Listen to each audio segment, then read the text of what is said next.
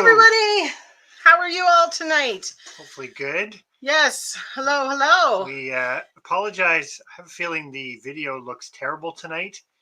We went to a StreamYard because we were thinking we might post a link up later, and if anybody wants to chat, if we get that far, pending how the day goes or the evening goes. But it's looking like StreamYard's not as clear as.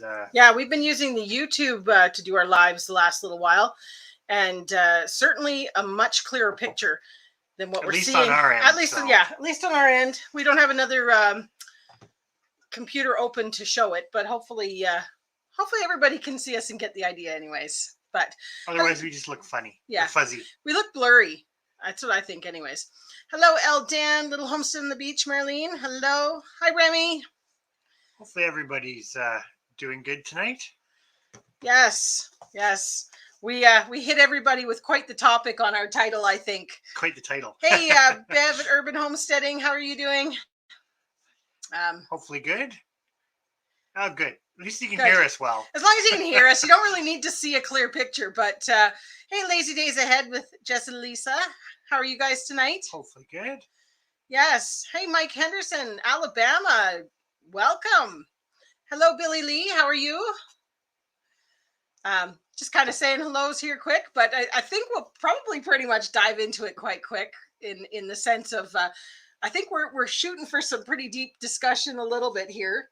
You know, just kind of like we do on our lives, usually picking people's brains for what their thoughts are on current situations and things like that.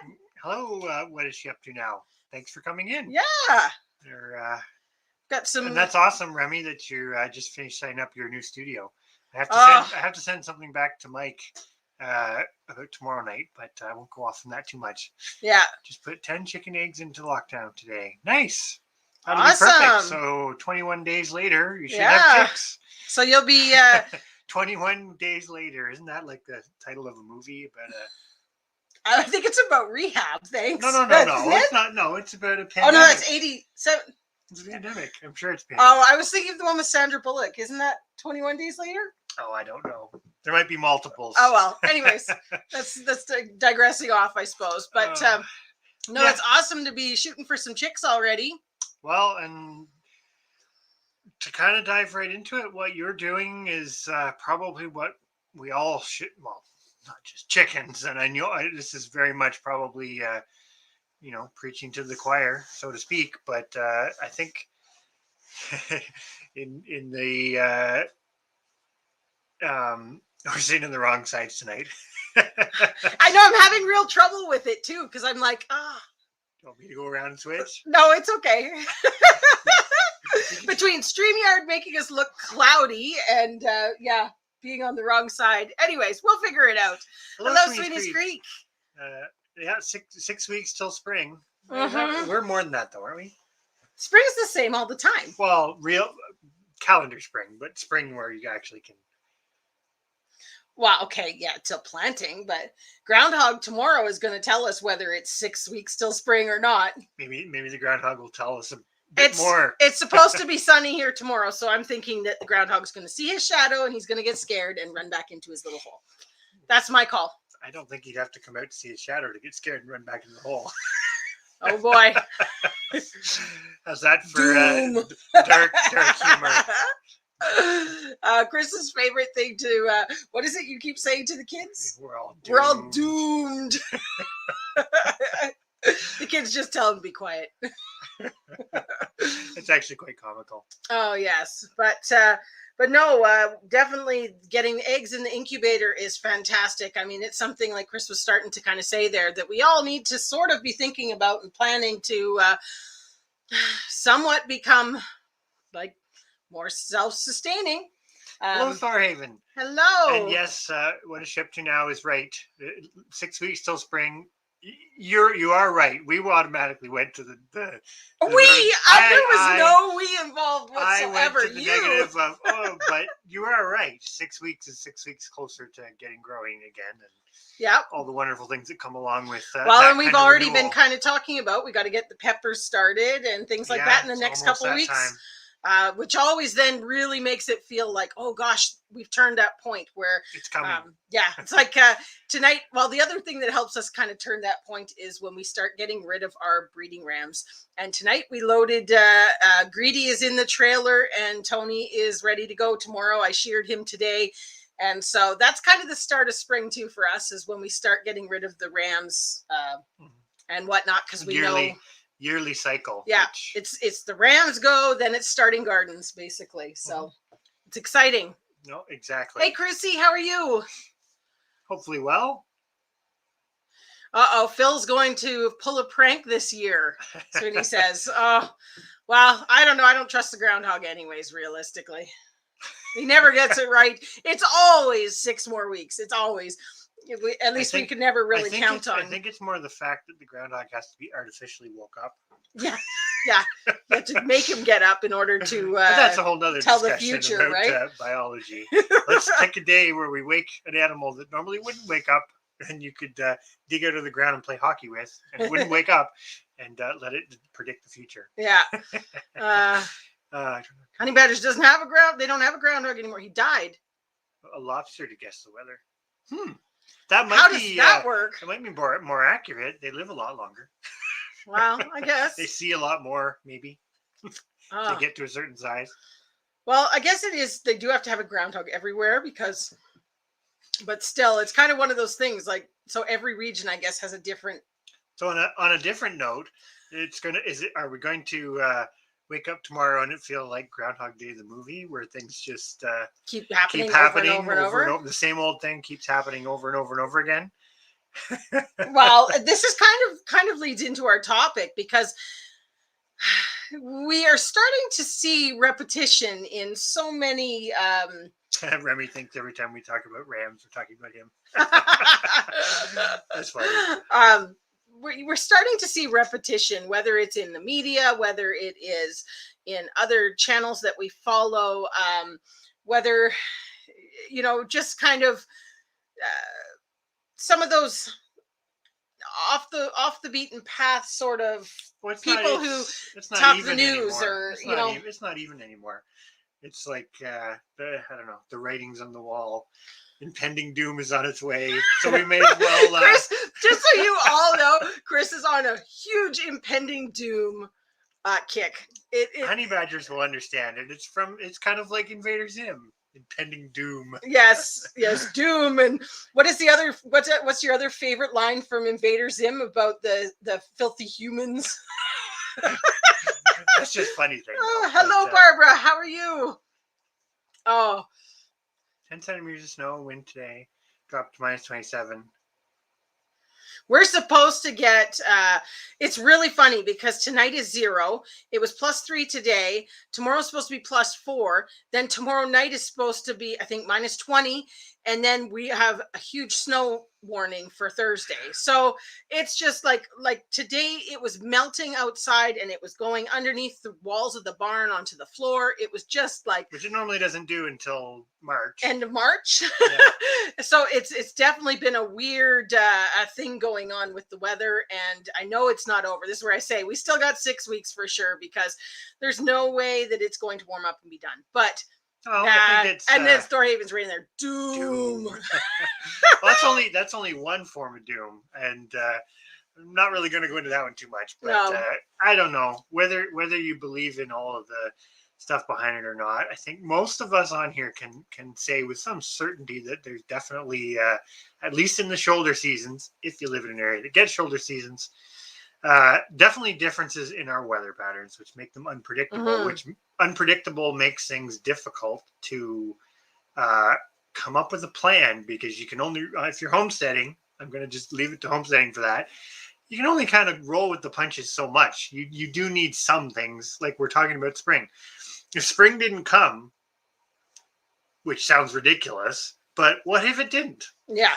You're basing all your year's growth and food storage and everything else on kind of a yearly cycle, which anybody who's done it for any length of time, that's the reality.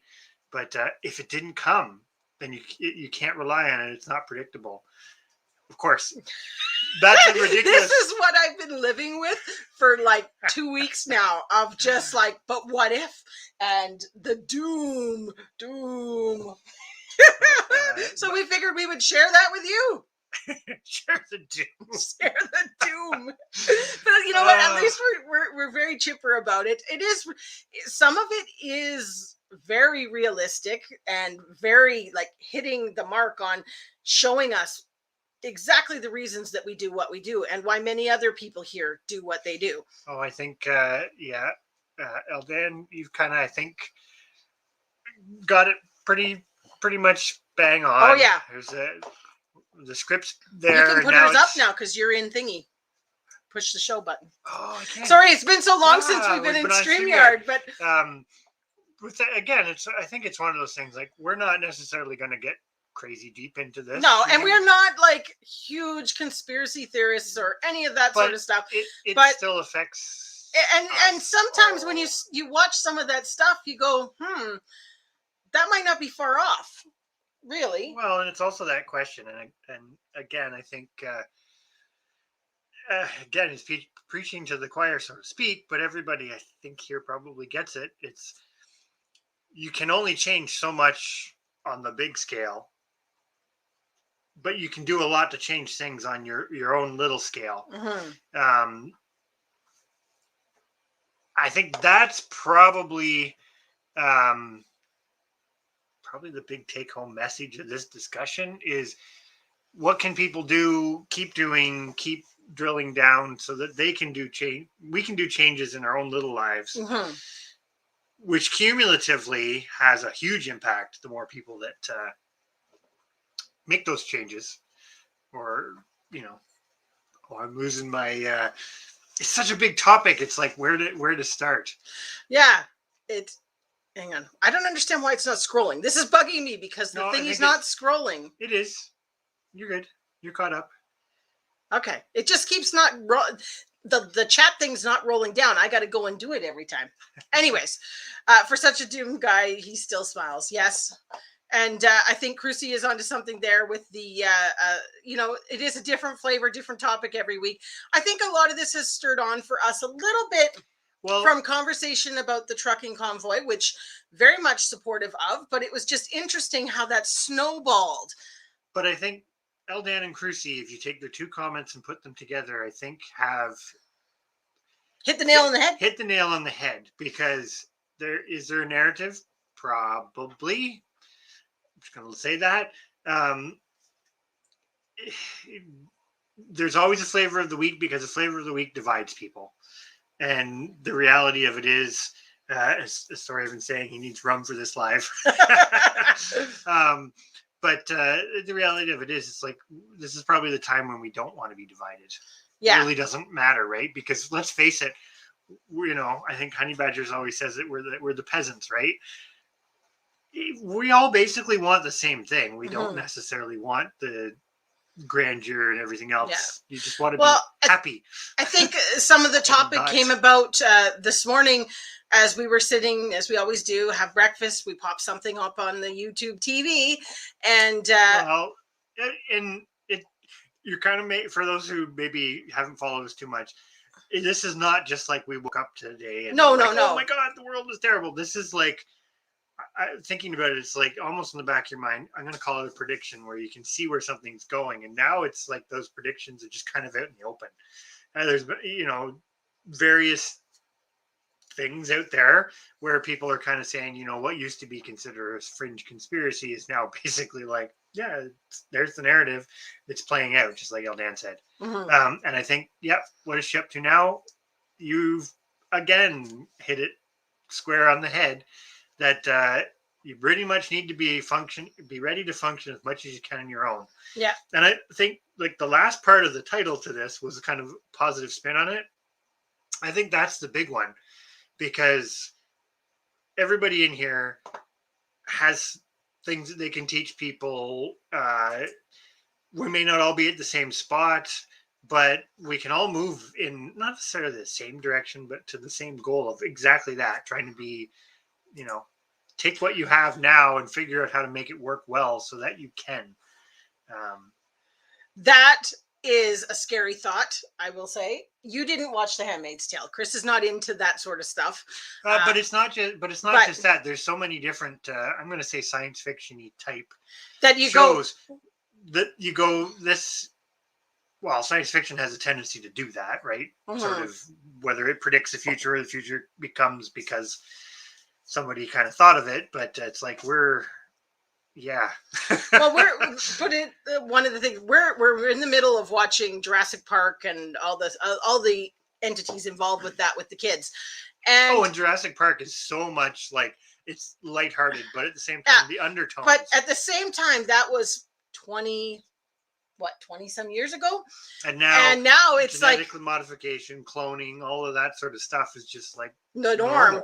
Like, well, there was the genetically modified pig parts, which we saw the other day on the thing, which is fine because it's saving people's lives. But it's just one of those, when we first watched Jurassic Park, you went, no way, no way.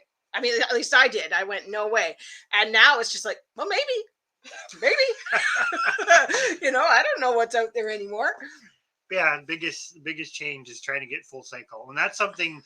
I see your next comment is about the cow, but that was something as we go through our economics, and I know our last economic video on the cows and stuff wasn't stellar, but at the same time, it's like I, saving money or reducing costs and still using what you have and still um, yeah, finding that function where everything kind of They all have to work into each other. yeah, that's really like it's getting to the point that that's not a nicety now, that's a reality. Well, and this is one of the things as we start to fine tune it. I mean, we're at that point, and I'm going to kind of digress in a little bit of a doom and gloom type of thing, but we have a very big mortgage on our property. I mean, not big by like, millions of dollars that some people have, but we do have a hefty mortgage for our income. And one of the things they're talking about now is mortgage rates going up and all this sort of stuff. And then you kind of, it puts it into perspective that yes, we can do what we're doing right now, but if it changes, what do we have to change to make it that we can still do what we're doing? And that's sort of where we were going a little bit with the cows and the pigs and whatnot in our last economic video was, yeah, we could have kept going with it and it would have still brought us products that were immensely useful. But at what cost? But at what cost for us as a homestead? It could have been, if a crisis comes, we could have been so in debt because of having those that we would have lost everything.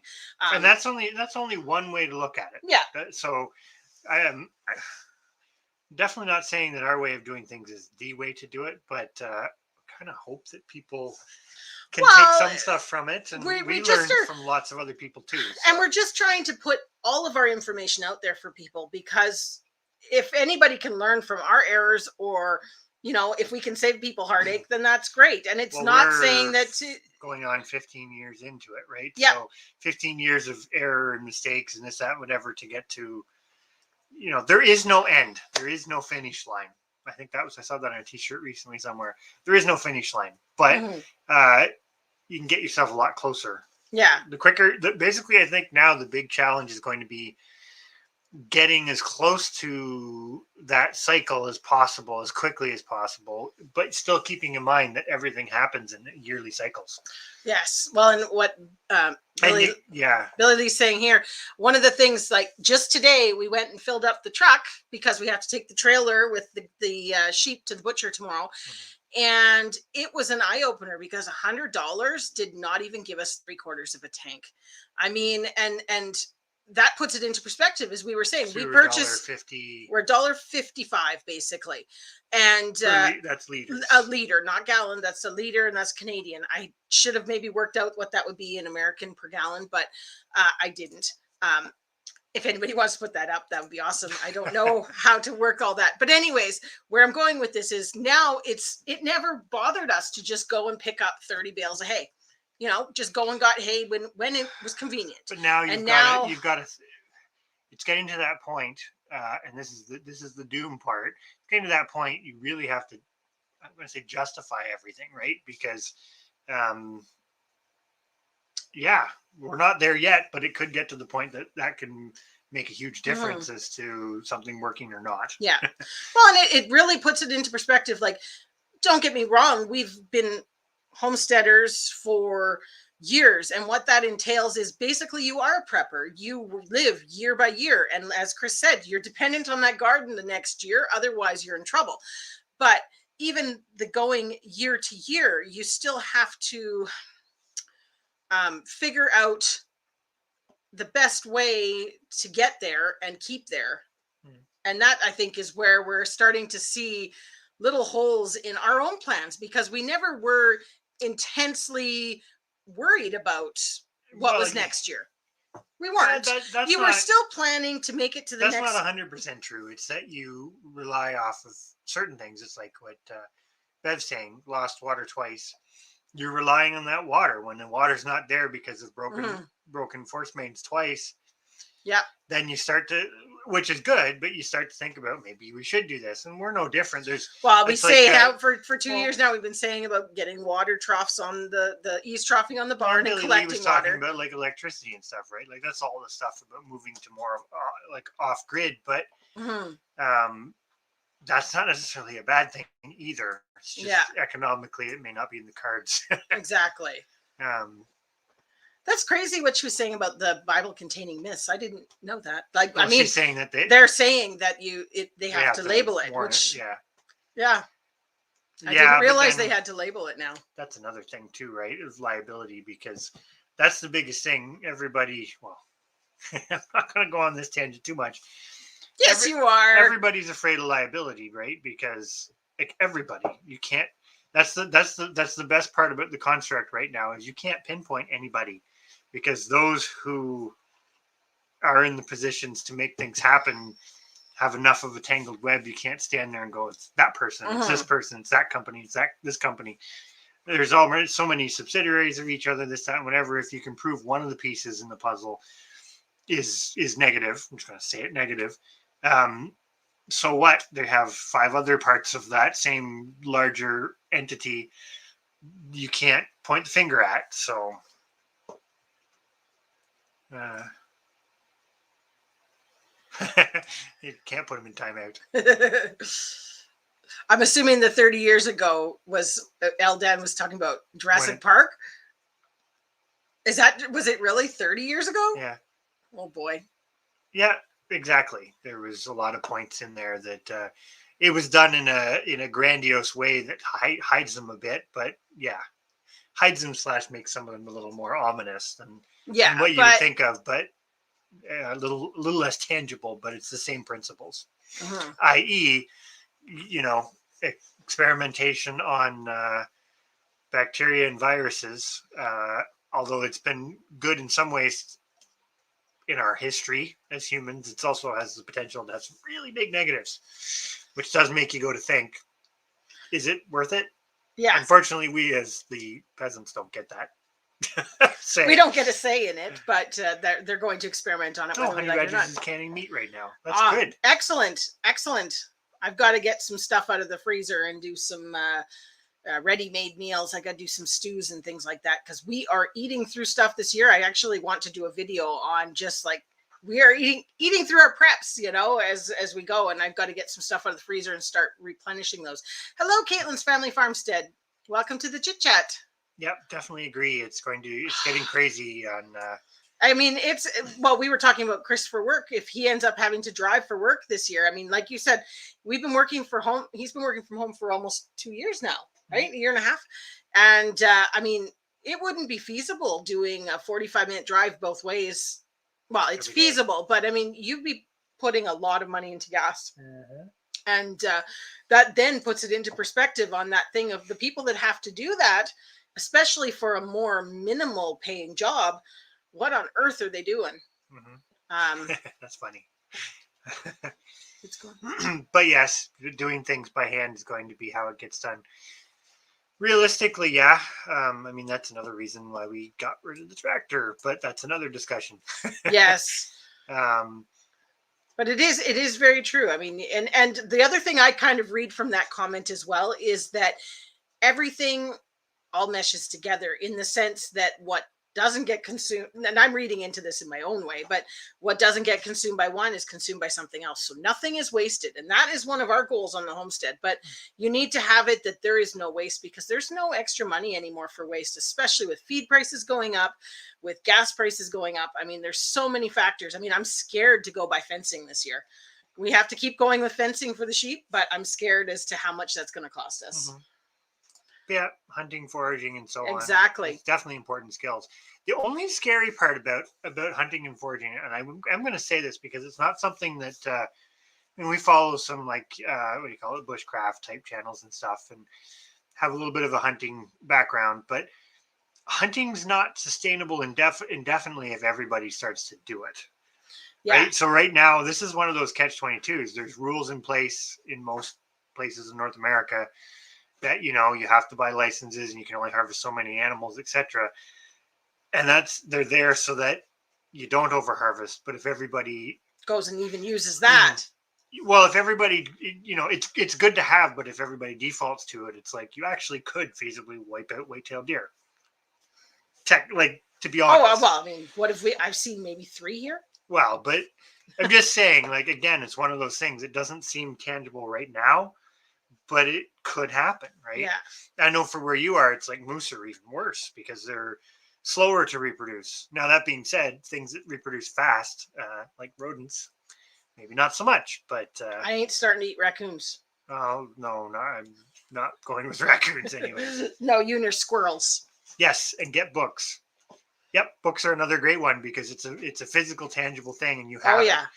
No. And the internet is amazing, but if you don't have it, and this is where, and I'm terrible for this, and I do want to get better. We've been saying this over and over, but even for crafting, for my patterns, for mittens, for sweaters, awesome gardening, for all that sort of stuff, I resort to going to the internet, and I never print it out ever. And I said, I go to my bookmark page and I have 300 bookmarks of all these things. And I said, I really need to just click on them and start printing them out, because that's the stuff that if I can't get on the internet, I can't do it. I mean, and so we're slowly, like you say, collecting up books, things like that. But even we were in, we went to Value Village and a couple other thrift stores this weekend just passed. And, it was a case of, I actually looked at the patterns of clothing because I thought, what if I ever have to make my own clothing? Now, I could wing it, but it's something I'm like, maybe I should just have at least a couple patterns that are something I could make, like the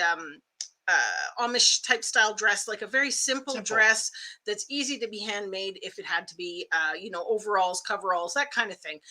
So anyways, that's, again, just stuff like that never really even thought about too much before, but as we go down more of the dooms type thing, the doom, we need to have everything on our person sort of thing.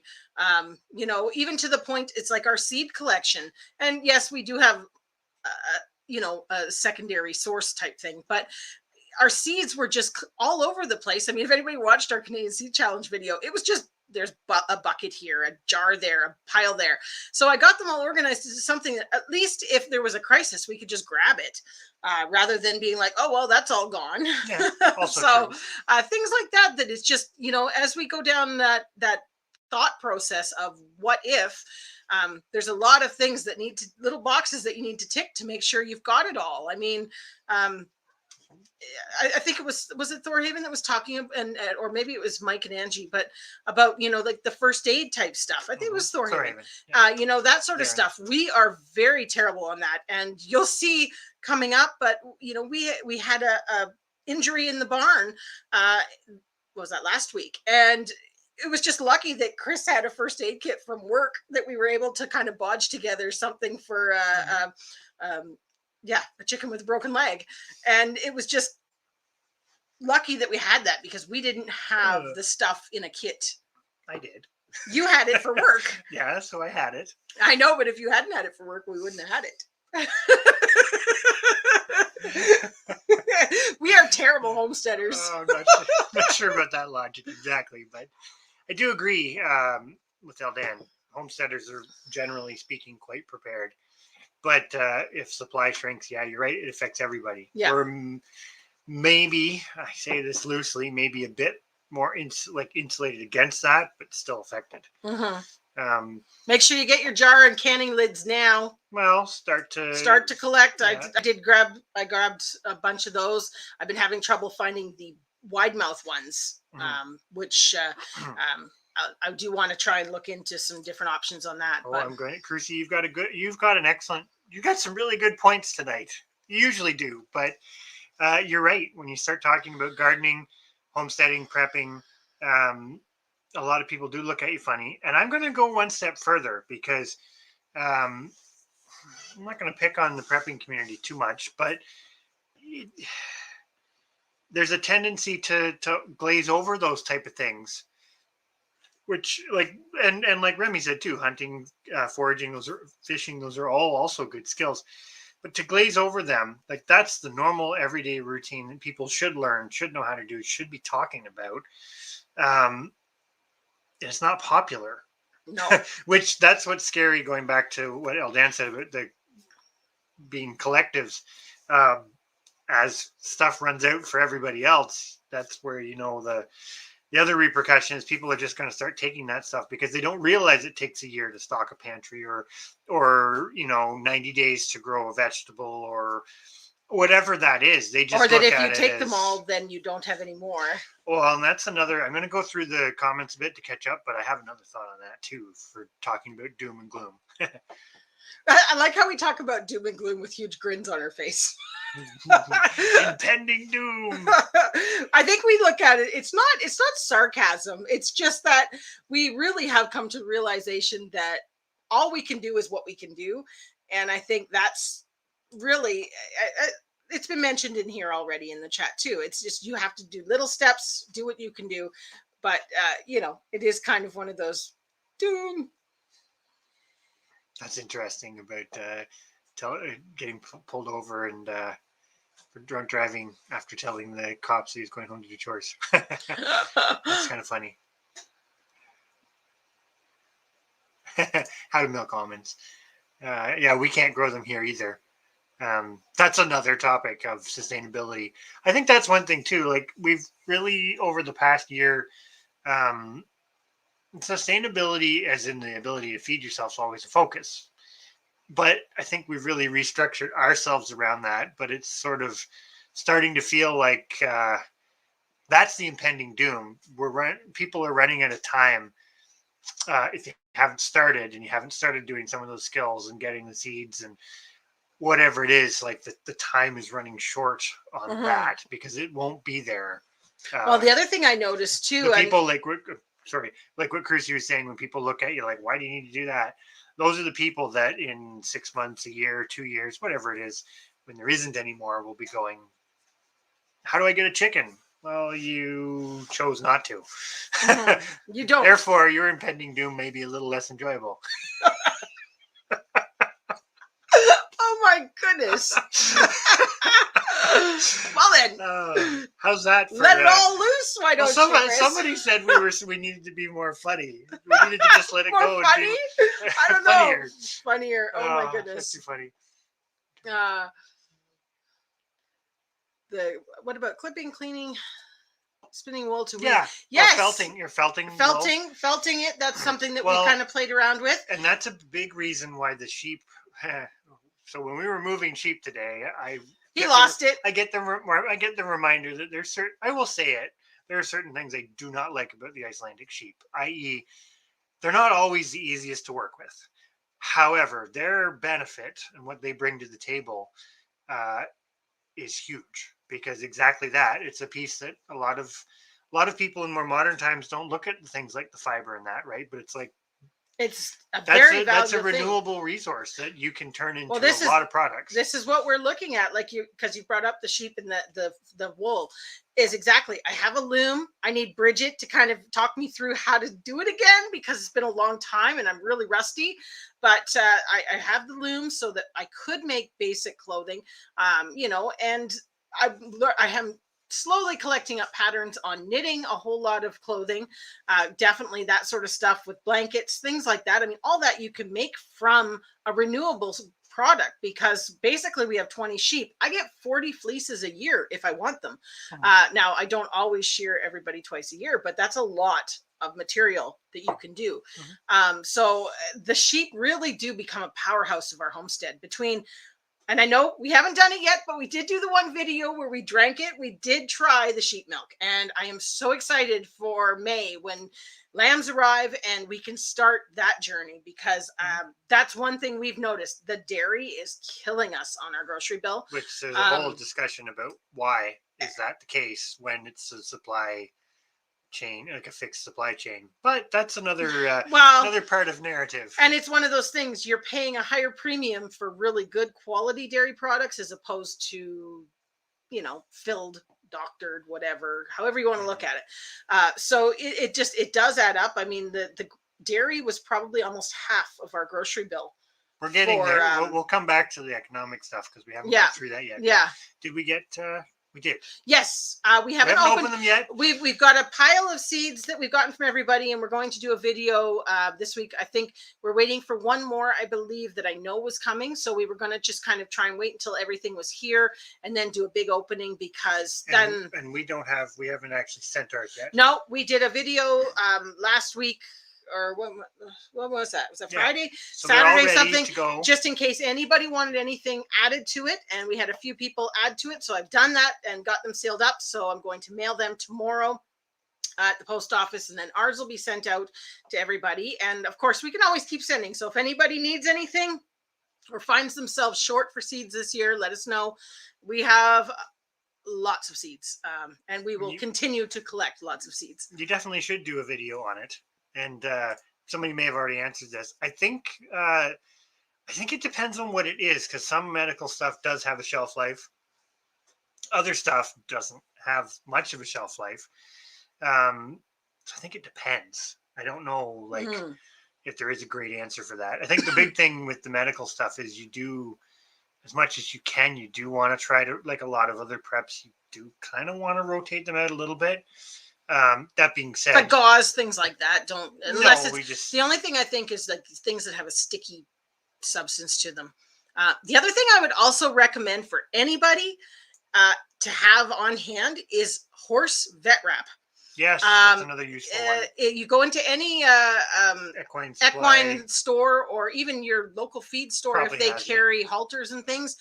Get vet wrap, because it's amazing. It's already sticky. It's so easy to work with. And that's something that I do keep on hand for horses, but it also doubles for humans. It also worked for a broken chicken leg. And it worked for a broken chicken leg. So, well, we think it helped. It helped. We'll go that way. She's hobbling along now.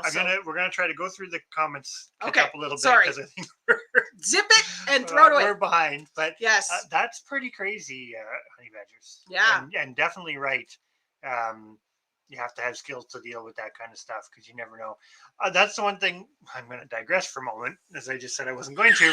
But going to get through these comments. But even yes, with humans for sure. But even as soon as you have animals, you have the same thing, because you end up having to make split-second decisions as to how do I deal with this? Do I do it this way, this way, this way? And those split-second decisions can have massive. And he only swore a little bit when I brought him the chicken. You only got a little bit worked up. I did pretty good. You did. You handled yourself pretty calmly. That's interesting that your neighbors are watching you do it. But yeah, hopefully they are learning and not just making remarks about what you do. Well, it's funny though, because this is that divide thing, right? Because it's like people are almost, I'm going to say it this way, people are almost trained from a young age to be that way. Maybe not so much now, but you do. There was a generation there though that is almost trained to be that way. But it's like, once you're trained to be that way, you take community and you just break it apart, because everybody's just trying to keep up appearances, which is partially what's fed into the narrative of where we are now.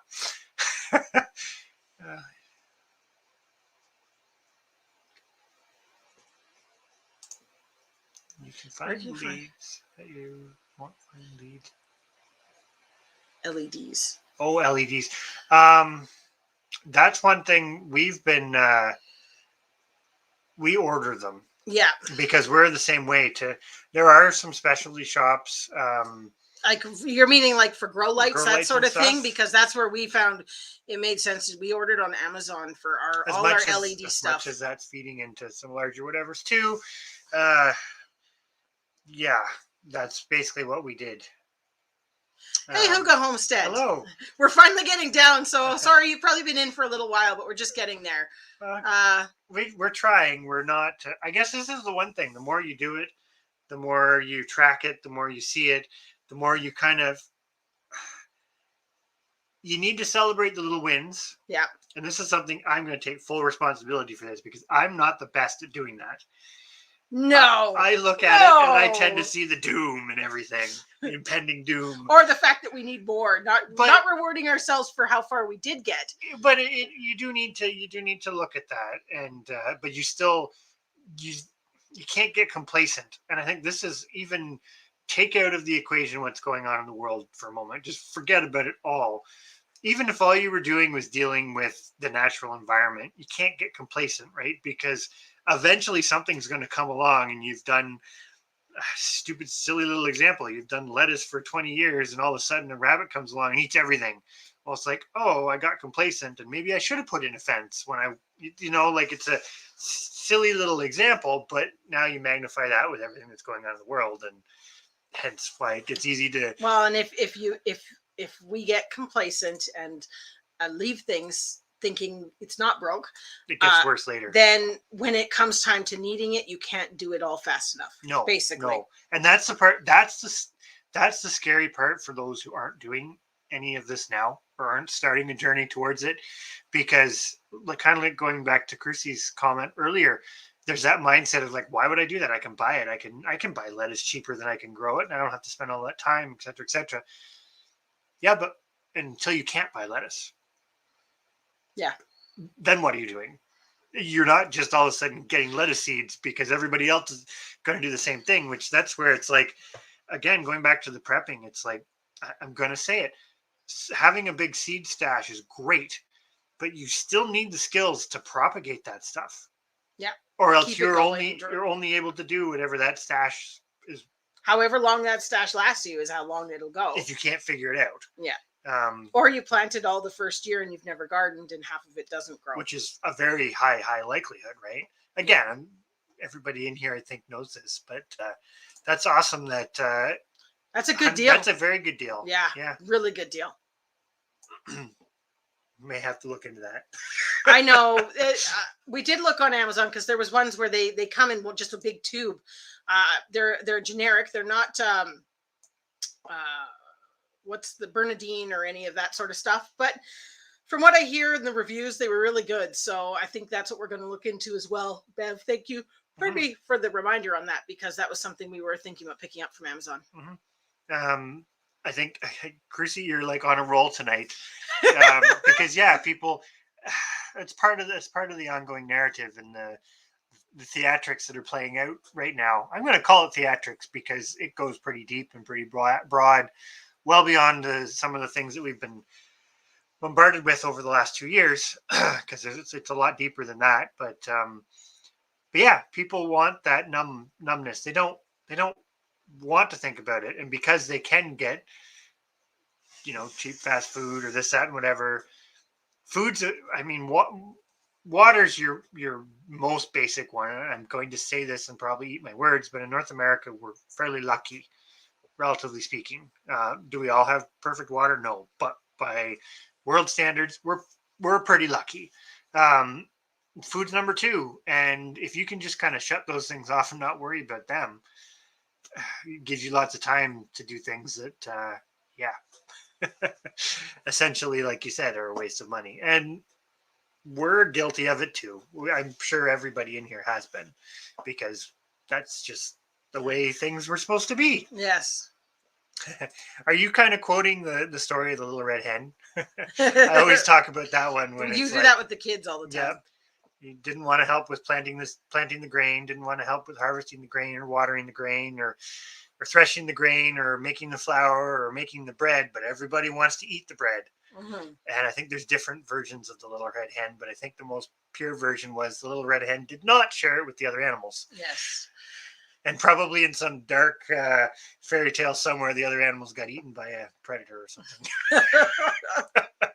Or they came for the little red hen anyway. How's that for more impending doom? Many things you can spin to make material out of. Yes. One thing that we kind of played around with this year a little bit was the hemp side of things, only because we have a lot of it growing around here. And it was just one of those, what can we use it for? So we tried. I think we need a little bit more of a processing tool for it. But that was something that we said, well, you could try at least making rope or whatever. It's supposed to we were not good enough at not breaking it down to be a really nice fine fiber, but certainly could be used for something. And as you say, I mean, there's many things that you can use for making into stuff. So I think Remy's talking about if you can't find the if you can't get lettuce anymore, everybody will eat red Russian kale. But only those who have the red Russian kale seeds. And I think our little experiment with saving the seeds from that is an excellent example of, once you know how to do it, a lot of things are really prolific and you can keep them going with relatively little effort. And it's like, if you can get thousands and thousands of seeds from them every year, every 2 years, it's kind of like, why not? But okay. Yeah, it's a good. Never had them fail. That's excellent. That's what a friend of mine had ordered some as well last year and had a great success with them. So I said, you know what, that's what I'm going to do this year. I do buy. We get them at the dollar store here as well, really cheap. But I find often they're not misprints, but they got like there's 13 crammed into the box instead of 12. So then a couple of them are scratched and things like that. So I said I might just stop doing that and order off of Amazon. Yeah, and see how that goes. Yeah, dairy's a tough one, right? Because dairy's another one of those examples, and I'm going to say this on the cow front. You look at the cow is not for us at this point in time, but they do work really well for other people. But you have to constantly get them bred, which there's all these logistics there, right? So it's not always so simple. Well, the cow front, we just kind of we like to just tell people to err on the side of caution when it comes to getting into the cows, because it spirals. Right now, it spirals. At least here, we're finding that the value of a cow is astronomical, which is good in some ways, not in others. But it is kind of one of those. I think a few of our regular subscribers, Deborah, a couple other people have mentioned to us, but the value is in what you see. I mean, if that dairy to you is priceless, then whatever that cow costs is fine. Now for us, it was the spiral of, well, getting it bred, having to do all the AI, and then on to top that off, we have a really, really stickler mindset on being genetically sustainable for us, so that we don't ever have to source from other places. That's a long-term goal, but we're slowly working towards it with everything. And the cows, it just was not something feasible. We realized very, very fast on 38 acres. And if you were, I would probably, if you didn't already have cows or cow experience or what have you, I would definitely point people towards goats or sheep. Just because of the economic the realities of life right now. Well, pending your tolerance for risk. I'm just going to say that. Well, I'm leave it at that. And it's very different. I'm going to say it. It's very different when people go down the line of and this is by no means trying to sound rude or anything, but it's that romantic notion, which I totally had in my head when we got the cows, of, you see it in the old-fashioned movies. The little daughters are taking the Jersey cow down the road to get it bred, or they're walking along to do their. But that only works if everybody has them. In the old days, that is what it was. But now that's not feasible. And that's another part that kind of is this impending doom. I've almost caught up, so I'm going to go into this before I catch up. But I've seen this before. I mean, haven't done this for 30 plus years, but been doing it for, like I say, going on 15 years, and there has been movements and pushes to do the homesteading, to grow your own food, etc. None of them have been like the current one, where it's actually starting to become, kind of back to the world wars, where you're almost the victory garden because you don't have a choice.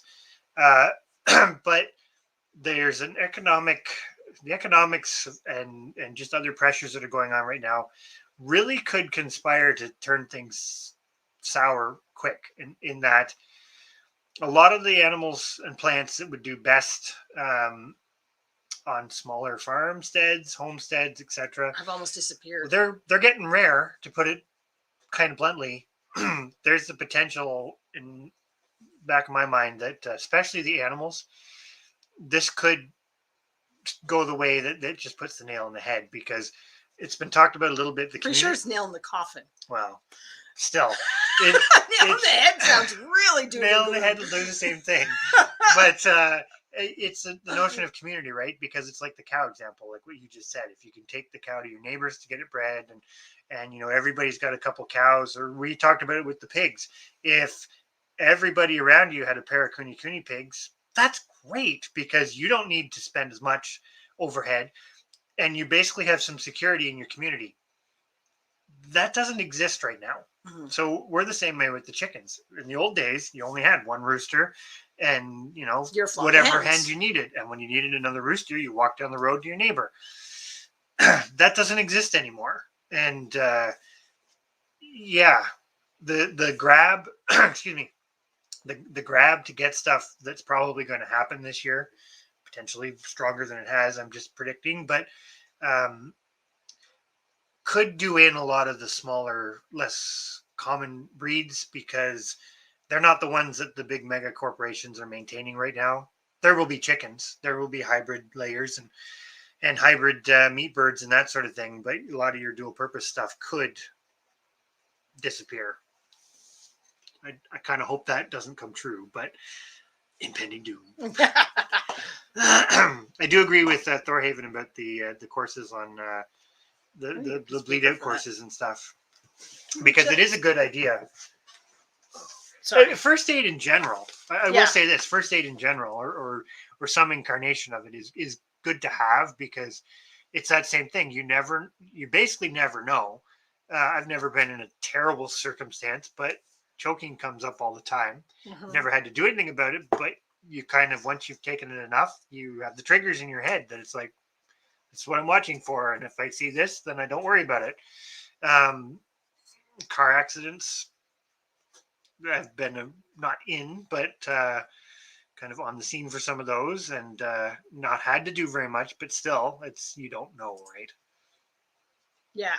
The first aid Yep. side of things is definitely super important, and we do need to improve a little bit. I know you've got some first aid training, but we should really improve on that a little bit. Could even be livestock. I just about got my head smashed in by a ewe the other day trying to catch her. She did not want to go, and she was going through me, and had she Connected, taken you'd a have slightly been different, just because of where she was, I was down at a lower level. If she'd connected, it wouldn't have been, I probably would have had broken nose, at least.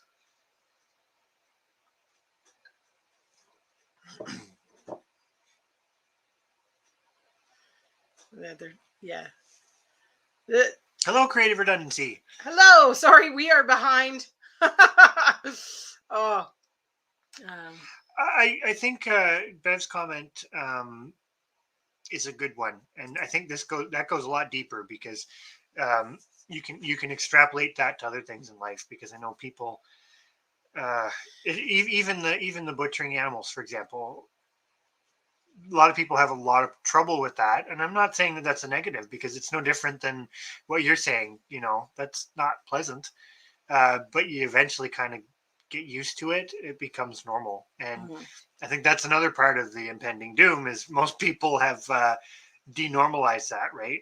It's like, oh, somebody else takes care of that. Well, as soon as I'm going to drop the biggest bombshell for a moment. Okay. Oh boy, get ready for it. When people talk about giving away rights or losing rights, we've already, in both countries, although I know some states are different and some provinces have slightly different rules, etc.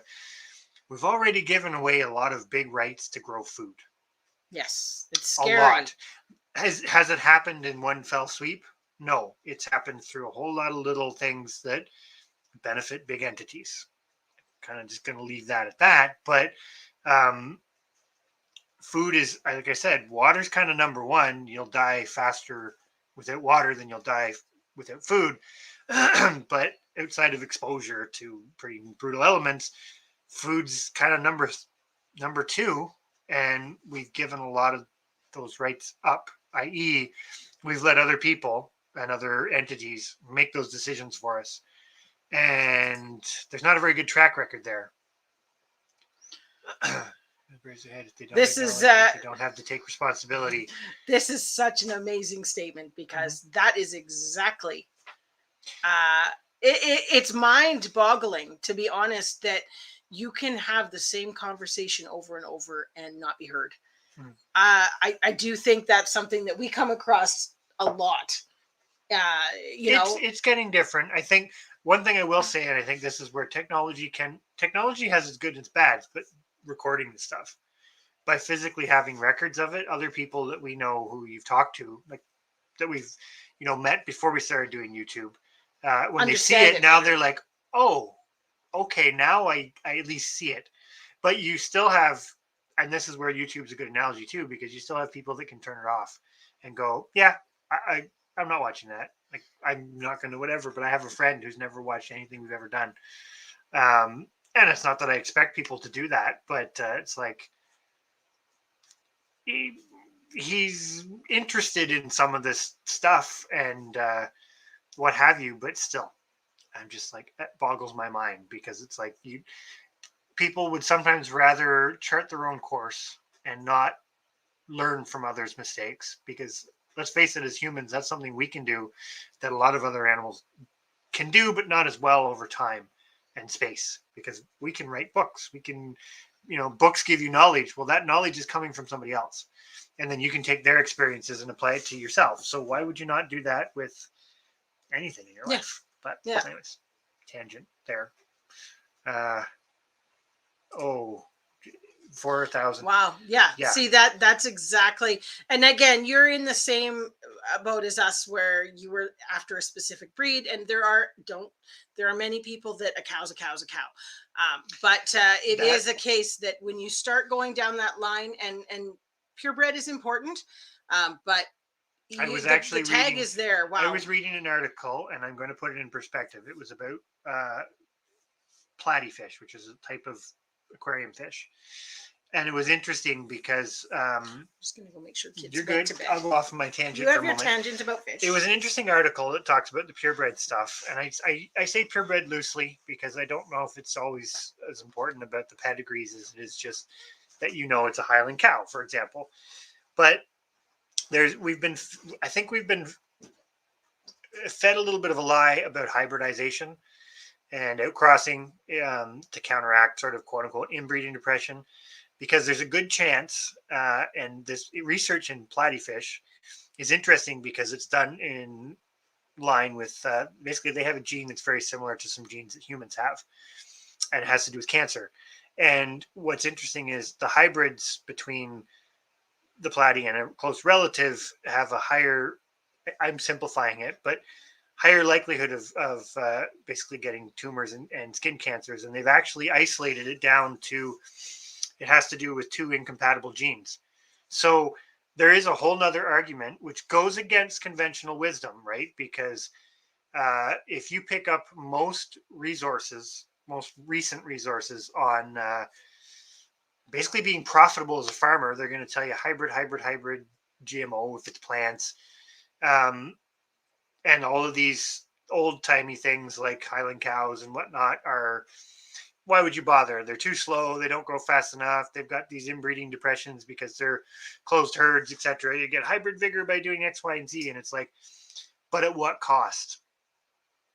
Because when it started with farmers, and now it's getting into homesteading type folks who are just trying to feed themselves. But when you start dumping animals, old breeds, or outcrossing them to try to improve production value to basically make more money off them, you lose all that old qualities, which may have actually made them thriftier, et cetera, et cetera. So that's probably a bit of a weird thing to follow, but that's where, I do think the conditions are right to lose a lot more in the near future.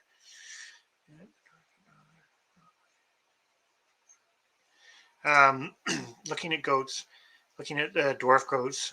They're fine for milk, but uh, that's really an ethical thing. I'm going to say it that way. You can eat any animal. You can well, unless they're poisonous. You physically pretty much eat anything. Um, when you look at the history between, for example, pygmy goats, they were bred for meat. Um, that was kind of their principle. Whereas the Nigerian dwarfs were bred a little bit more for dairy. So are they completely edible? Yeah. And to be honest, I've actually had thought about the same thing at one point, because sometimes smaller is better. And I know for you, you're a bit constrained on your property size, but that's something. Not going to encourage it in case you legally aren't allowed to where you are. But yeah, if you're comfortable with it, that's certainly something you can look into. I'm going to see if I can catch up a little bit. I'm probably way behind. Oh, I'm pretty much caught up, it seems. Um, that is interesting, because you said that before, that your daughter won't eat them. Um, yeah, I don't even know how to. Like, it's beyond the point of convincing people, and this is where I think it's hard, because we're sitting here talking to people who basically, maybe we don't all think exactly the same, but we're all thinking the same on a few things. We're a lot more similar than we're different. Let's put it that way. But at the same time, the differences aren't terrible between us, right? Like, we're uh, we're all able to have meaningful conversation, which is great. But it's hard, like when somebody, excuse me, just kind of does that, kind of refuses to try it. I don't know what you do about it. Unfortunately, it may be, as Creative Redundancy says, it's going to be on people's. That's going to be a much bigger thing really soon, because it is going to get to the point where if you want to eat, it's going to create divides. It's going to create bigger divides, right? It's going to create more us versus them scenarios, when the reality of it is, do we really need more us versus them? The divide and rule scenario. It's not good for anybody. Well, it's not good for us peasants. No. Yeah, the feed is an interesting thing, right? Because that's another part of, like, reducing your costs, is finding ways, kind of going back to the, doing things by hand. Are there ways you can do things? Or, and I'm not gonna beat a dead horse here, but the cow versus sheep example. If the cow produces you more milk, but the cow takes more resources than the sheep does, in a, I'm not even going to say a shit hit the fan type scenario. I'm just going to say, going back Oh, to you swore the on way people. camera. Well, that's not really swearing, but just going back to the way people used to live. It's like, you might not have the cow because the cow is more taxing on your system, i.e., more feed, etc. Not that this cow is bad. It's just, yeah. I see there.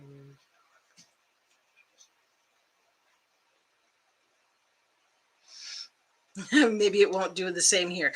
And this is what I do say often to Chris is, uh, that's people's nature. You can show, you can share, you can whatever, but everybody wants their own We're also, experience. a lot of us are of an age too where we're not really trained to be as cooperative with each other. Like, I'm noticing that with the kids. I'm gonna say it, they're trained a little bit more to be cooperative through even conventional schooling now than even we were, Yeah. which is a bit of a different scenario too. But yeah. Well, I'm glad we're teaching somebody something. Glad somebody finds it valuable. So I think it's important, and it's a multi-way street, right? Like, I keep learning from lots of other people too. Yeah. Um, Oh, I think that's the thing. Life is a constant learning, because everything changes. Everything is, it's all, what do you say? It's constantly in motion. Whether it's the environment, whether it is food prices, whether it's whatever, you're constantly having to adapt and learn and change. So it's so great to have the community that you can feed off of and swap ideas with and things like that and learn from, because that really does help you get through those questionable times. Mhm. This is an interesting one too, because we're gonna go even one deeper, because we have the chicken in the house with the broken leg, and she was a half-grown chick, so she's a pullet, I guess. Um, I think what people will end up having to relearn a bit, and again, I think most of us in here have this to some degree, is when we are forced. I'm going to go to hunting. When you're hunting, you're going out to, I'm going to say it, to kill something wild that you have no relationship with, but you still have to make a choice to, to kill it, right? Whether it's a deer or whatever. Mm-hmm. But when you farm it, when you raise it, that's where you get into you're going to the next level ethics, I guess, because you essentially have a relationship with it. Uh, Agribusiness would probably like us to not feel that way. Hence why most people, as much as cows are not for us, cows are not big dumb animals. They are just as capable of thought, emotion, and everything as every other animal. We just don't like working with them. But so a lot of people will say, "Oh, I'm completely fine eating beef because it's just a big dumb cow." It's like, have you ever been around a cow in your entire life, ever, outside of driving by one on the highway? Probably not if you're making that statement. At the same time, we have a chicken in the house with a broken leg. Most That people would say it's a dumb chicken. Well, yeah, and I'm going to say this: we're probably not going to eat her, but then she just happened to be I one of like the. how you say probably. Well, there's factors to that, but Yeah. she was friendlier than the rest of her siblings. I'm just going to put it that way, even out in the barn. And there's nothing wrong with that. You can have animals that you build a little deeper relationships, and it's not necessarily wrong to still eat other ones. Like I say it all the time. There's sheep in our flock. There's the ewe that tried to bulldoze me over. It's like I would feel no remorse, i.e., no ethical issue with, oh, I've sent her to butcher. It's like, if that's her purpose, because she's very difficult to work with and just not a nice sheep. Hey, Miles. It Sorry, I don't know if you already said that. it doesn't bother me for that, because that you still have the thing of the end of her life allows our life to continue, because we eat and consume and Well, and everything else. it is So one of it's those things that everything here I often refer to, even it sounds bad, but pets with a purpose. They're treated to the best life that they could possibly get, whether they are meant to be on the table or not. And I think that's sort of that thing of people have a hard time with that and being able to relate to their food. Well, we were watching, I can't even remember what it was, but somebody said, "Oh, don't name your animals," that's the big no-no.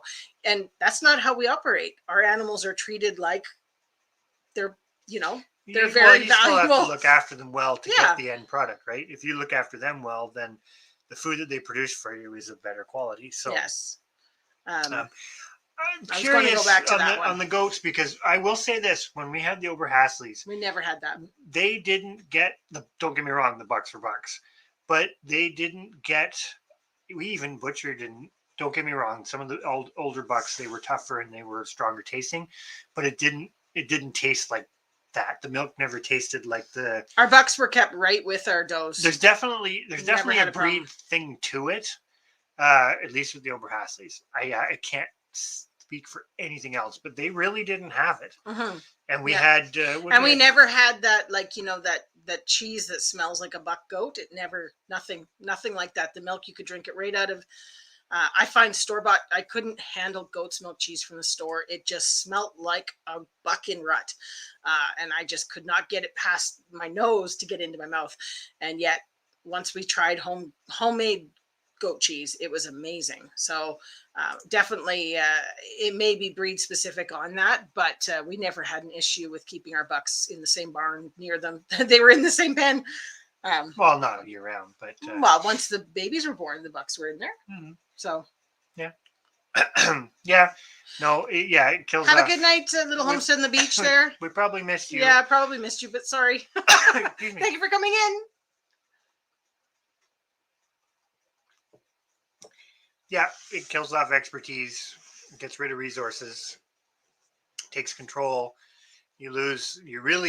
That's losing your freedom on the food side of it. We've already pretty much lost that. Mm-hmm. Um, um, I think it's funny though because I think people, it's because they don't have any they're not in touch with it, right? It's like talking about what do you call it? Like what happens from people playing violent video games, and it's like, but you're not experiencing it. That's not real, right? And they're not experiencing where their food comes from either. The one thing that we actually had talked about, sorry, this is going a little off on a different topic for a moment, but some people had asked us if we were going to ever set up I don't even know what it's called on YouTube, where you have like, it's a community or whatever, where you pay a membership kind of thing to get certain perks from the channel. And we said, no, we would never, ever do that. But the one thing that we have had come up a few times in not statements, comments on videos, things like that, is actually showing the process of butchering and what we do and how we go about it. And the one thing that I will say, and I know you don't necessarily like to be called, but Chris is amazing at butchering. I've watched people butcher stuff on YouTube, and it is absolutely scary and disgraceful. And I would never put it on YouTube because, that animal was tortured. And that's one thing that we did say. We may go down the line of setting up a little community thing of some sort to show that side of the farm, somewhat teaching people how to do it, our way of doing it, because it is like what you say about the knowing where your food comes from and showing that, and having people see that you can do this at home, and it is so humane. And I think that's an important part. Sorry, we got onto that topic, and it's something that we have kind of discussed, and we'll probably put out a community tab thing at some point to see what other people think of that. But yeah, it could happen. It has happened, right? During the wars, it basically, you were put on rations as to what you were able to, feed your animals and this, that, and whatever, and you had to send so much to the central control at the time. So it's really not unrealistic to think that it could happen again. Mm-hmm. What'll be interesting to see is, though, who gets called. Is it the big ag type stuff, and I'm just going to use that as a generic, or is it the smaller ones that get hit first? That'll be the difference, because historically you didn't have the real big players. You had bigger farms, but you didn't have what we have now. Well, this will be interesting, because this kind of goes hand in hand with stuff that we've talked about with the fact that your animals, everything is becoming tracked, no different than what they are even going down the line with humans now, with your cards and your passports and blah blah blah. But it is sort of that thing with livestock. Are they tracking it in a way to know who has? Well, they are, so that they know who has everything, so that if you I will say if it comes to a crisis, where are they going? What happens with animals usually happens to, like in livestock, usually ends up happening in human populations. They're great study groups for vectors of disease and disease control and management, and because at the end of the day you can just nuke a whole population if it doesn't work out. So they're a great testing ground. But it's but it's true. It is true. You don't realize how much waste actually comes about, especially from industrialized, like pig and poultry farming, right? Compared to small scale. Mm-hmm. But yeah.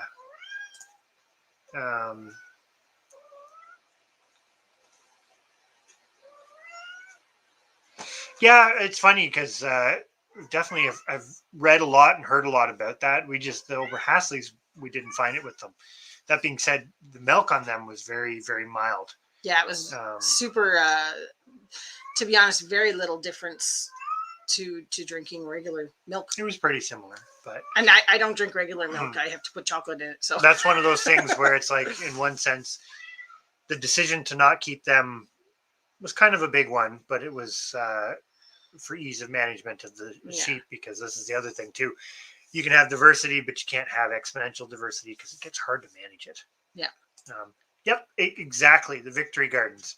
I think uh, I think they won't be called the same thing, but that victory garden idea, I'm surprised. I mean, don't get me wrong. During the last 2 years, there's been way more people garden, which is great because Yeah, we've noticed it around us for sure. spoiler alert, even though it's not as big as it's bigger than it was, it hasn't spread as much as it should. But Mhm. spoiler alert for those who are in here, because there's not that many of you. When we go through our economics, and I'm sure everybody can understand this, the garden was by far the biggest money saver. Mhm. Not necessarily time, but money. It like just saves you Oh hundreds yeah. of dollars I mean, in we food, yeah. without giving any specifics, because we are going to Well, I come can back to give that one. but we grew our produce. We tracked everything that we spent on seeds, soil, mulch, all that sort of stuff. If we bought fruit trees, anything like that, all that was factored in. And basically, with what we brought in from the garden, we were growing our produce at 28 cents a pound. Um, That's kind of averaged yeah, out that over. averages out. Like I just averaged all the produce we brought in by what we spent on the garden. Now we're lucky we don't buy fertilizer, things like that, because we have a lot of compost and fertilizer. But we did buy soil and mulch and things like that this year. Hay for mulching on the garlic and stuff like that. But all in all, I mean, Mhm. it was just astronomical, and this is part of what brought us around to making some tough decisions on livestock, because realistically, when it comes down to the crunch, am I going to keep going with something that cost me $10 a pound or something that cost me 28 cents a pound? So there's definitely been a lot of round the table discussion, and Because the economics basically relates into energy consumption, right? mhm. If it's costing you that much in energy to grow that much, yeah, And that's we have no intention of becoming vegetarians. So it's also trying to find that balance of how much do we need? What can that again, it all works into that. The homestead all has to work into each other to then be like, okay, well, the chickens then do this, they fertilize this, they spread this, they eat all the bugs, or things like that. So you got to find that kind of sweet spot where everything just melds together to make it all make sense. Chocolate milk from brown cow. well, I bet you there is probably some way to insert genes that would produce chocolate-like substance in the milk, Mhm. because they do it with spiders. Yeah. Silk, isn't that with goats? They did. I'm sure there was something about that. They inserted a gene into goats that allowed them to basically they milked out like spiders' silk. I'm positive that happened. Really? That sounds science fiction. No, I'm pretty sure it happened. I just don't think it Huh. ever found a Have a good use. night, Creative Yes, Redundancy. thanks for Thanks so coming much in. for popping in. I'm have no doubt that that's going to happen, and that's the other scary part, right? Because stealing stuff. Basically, I'm going to put it this way: uh, all animals consume a lot, and humans consume probably the most of any animal. So, you know, there's a huge potential for a lot of animal populations to significantly suffer in the short term because of that. Basically, people in desperation. Well, and this is where we really hope that it comes across that how do I want to put this? We are trying to portray and get across to people that we are very important people in the community for that. If a crisis comes, don't just come and take everything we have, because that doesn't get you anywhere in life in the end. Because if you don't have the skills to keep it going, we're hoping that they can see the value of these people know what they're doing. They've been doing it for years. They grow a lot.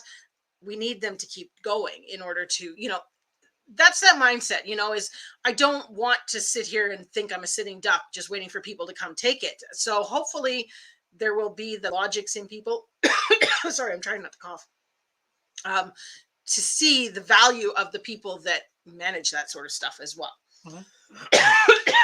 I think this is another. You've got a couple of good points there. I mean, good for you guys for. I do see another comment from you, but good for you guys for going through with it. But it's also it's hard, right? Because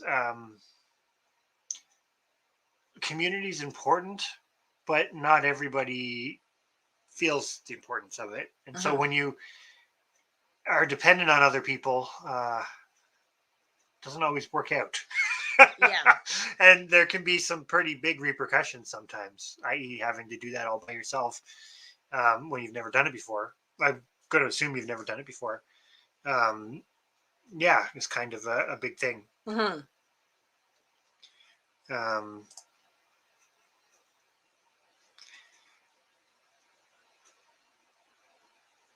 but yeah, it. I don't want to say it ever gets easier, and in some ways, there's a bit of a tangent. It never really should, No, because because you have to have a when it gets respect. when it gets too easy, then I don't know.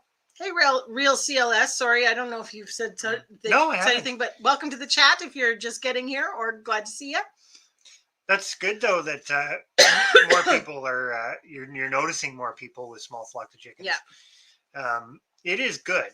It is. I think it is really good, and that's actually we'll go on the rabbit front for a bit because some of you probably know the rabbits are kind of we flop back and forth on them. We really like them. We like what they give for us or do for us, but then we have a big area and we can do the more extensive stuff. But I still think rabbits are great because you can produce a lot.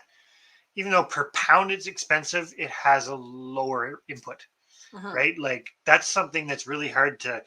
You can say, like our kuni pigs, we worked it out. It was like $2 a pound, and the rabbits, I think, were like what, Nine nine something. something. Huge difference, but the input required for the pigs was greater.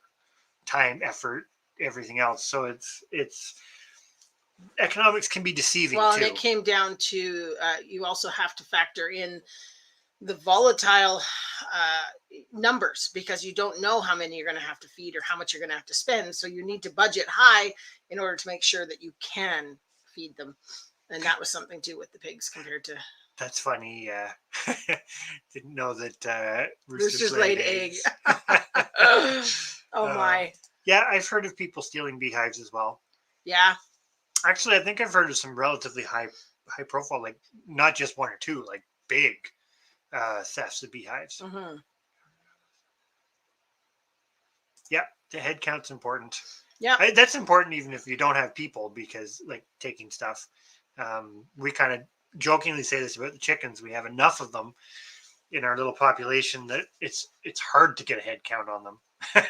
Mostly because unless you do it at night when they're all sleeping on the roost, they're just kind of all busily Moving doing what they're around and you doing. kind of get a rough idea. It's like And I think we're missing one, but like well, the we other day we fed everybody and there was only in the one in the barn there's 21 chickens and only 19 came and we went jeepers, like I'm sure they were all here yesterday, and so we got looking around. But anyways, then we just kind of went, we found one and then we found 20 and then we didn't find 21 and we said, well, let's just go, and if he's here in the morning he's here. And then the next morning he was there, so we didn't have any issue. So yep. obviously he was hiding somewhere, but we've had that before where, a chicken disappears and we don't notice, and then she shows up with babies. Mhm. Yep, I think excellent point. It's a sign that people know there's bad times, and I guess we're probably getting.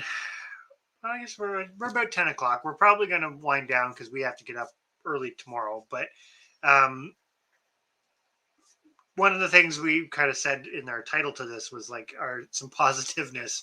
I think the positiveness is that you're starting to see people change Slowly. slowly. I'm gonna say the scary part is maybe hopefully it's not too little too late. Um, but at the same time, the positive to that is doing something is doing anything is still doing something. So I think we're kind of in a catch-22 times where the writing's been on the wall for a little while.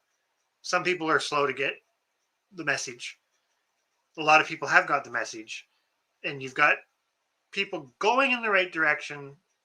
It's just keeping that momentum going. And I think, like Chrissy said, the flavor of the week, the other big take-home message is not to get too distracted. As much as we'd like to think, I'm going to say this, not that many people in here, so if you don't agree, I apologize, but you can change the world, but you can't really just suddenly change those big cogs as quickly as we'd sometimes like to think like it doesn't happen like in Hollywood. Mhm. So the best thing we can, my opinion is, I think you kind of feel the same way. The best thing anybody can do is exactly that. Start gardening, Yeah. start raising fruit or start growing fruit trees and bushes. Think about if you can, if getting rabbits or chickens or other small livestock, like, and figure out how to keep it going. It's one thing to raise it, that's still doing something.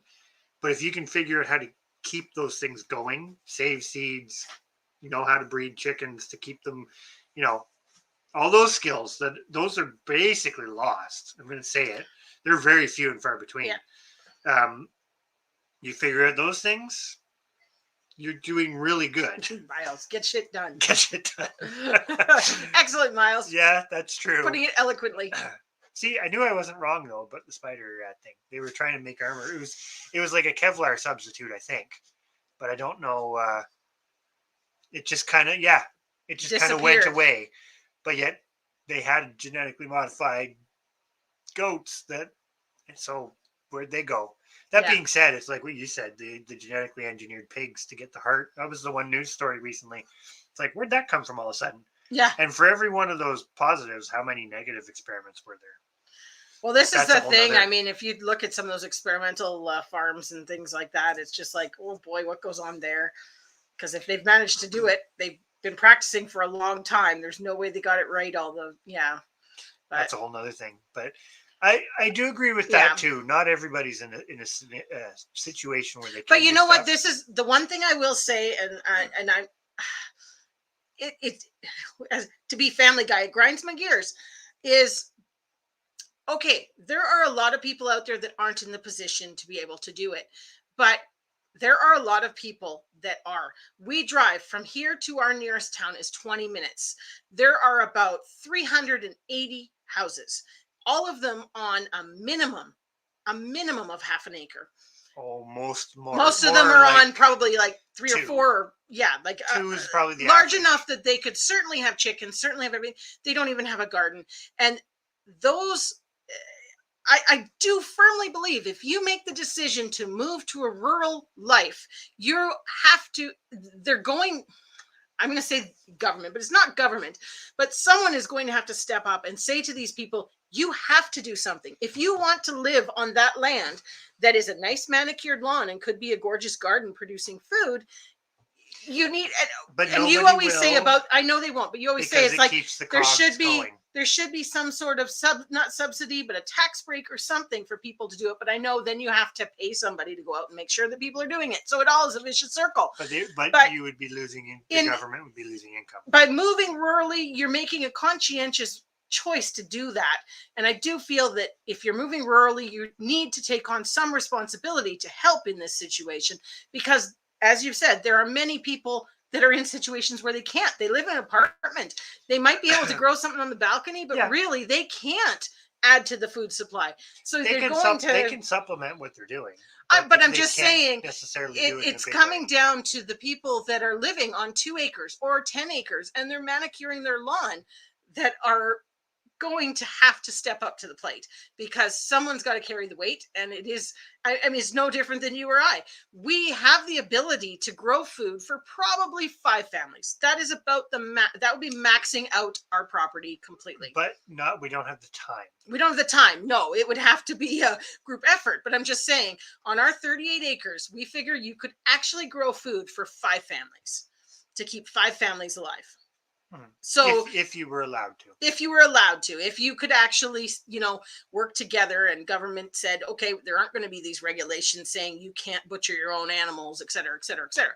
But anyways, that's my little tangent. But you just had a rant. I had a rant because it drives me nuts that there are so many people moving to the country or rural. I'm not even saying country, rural, and not willing to step up and try it at least. I mean, why did you move out here then? Well, to have to spend more on gas to drive back. I think this is a really good point too.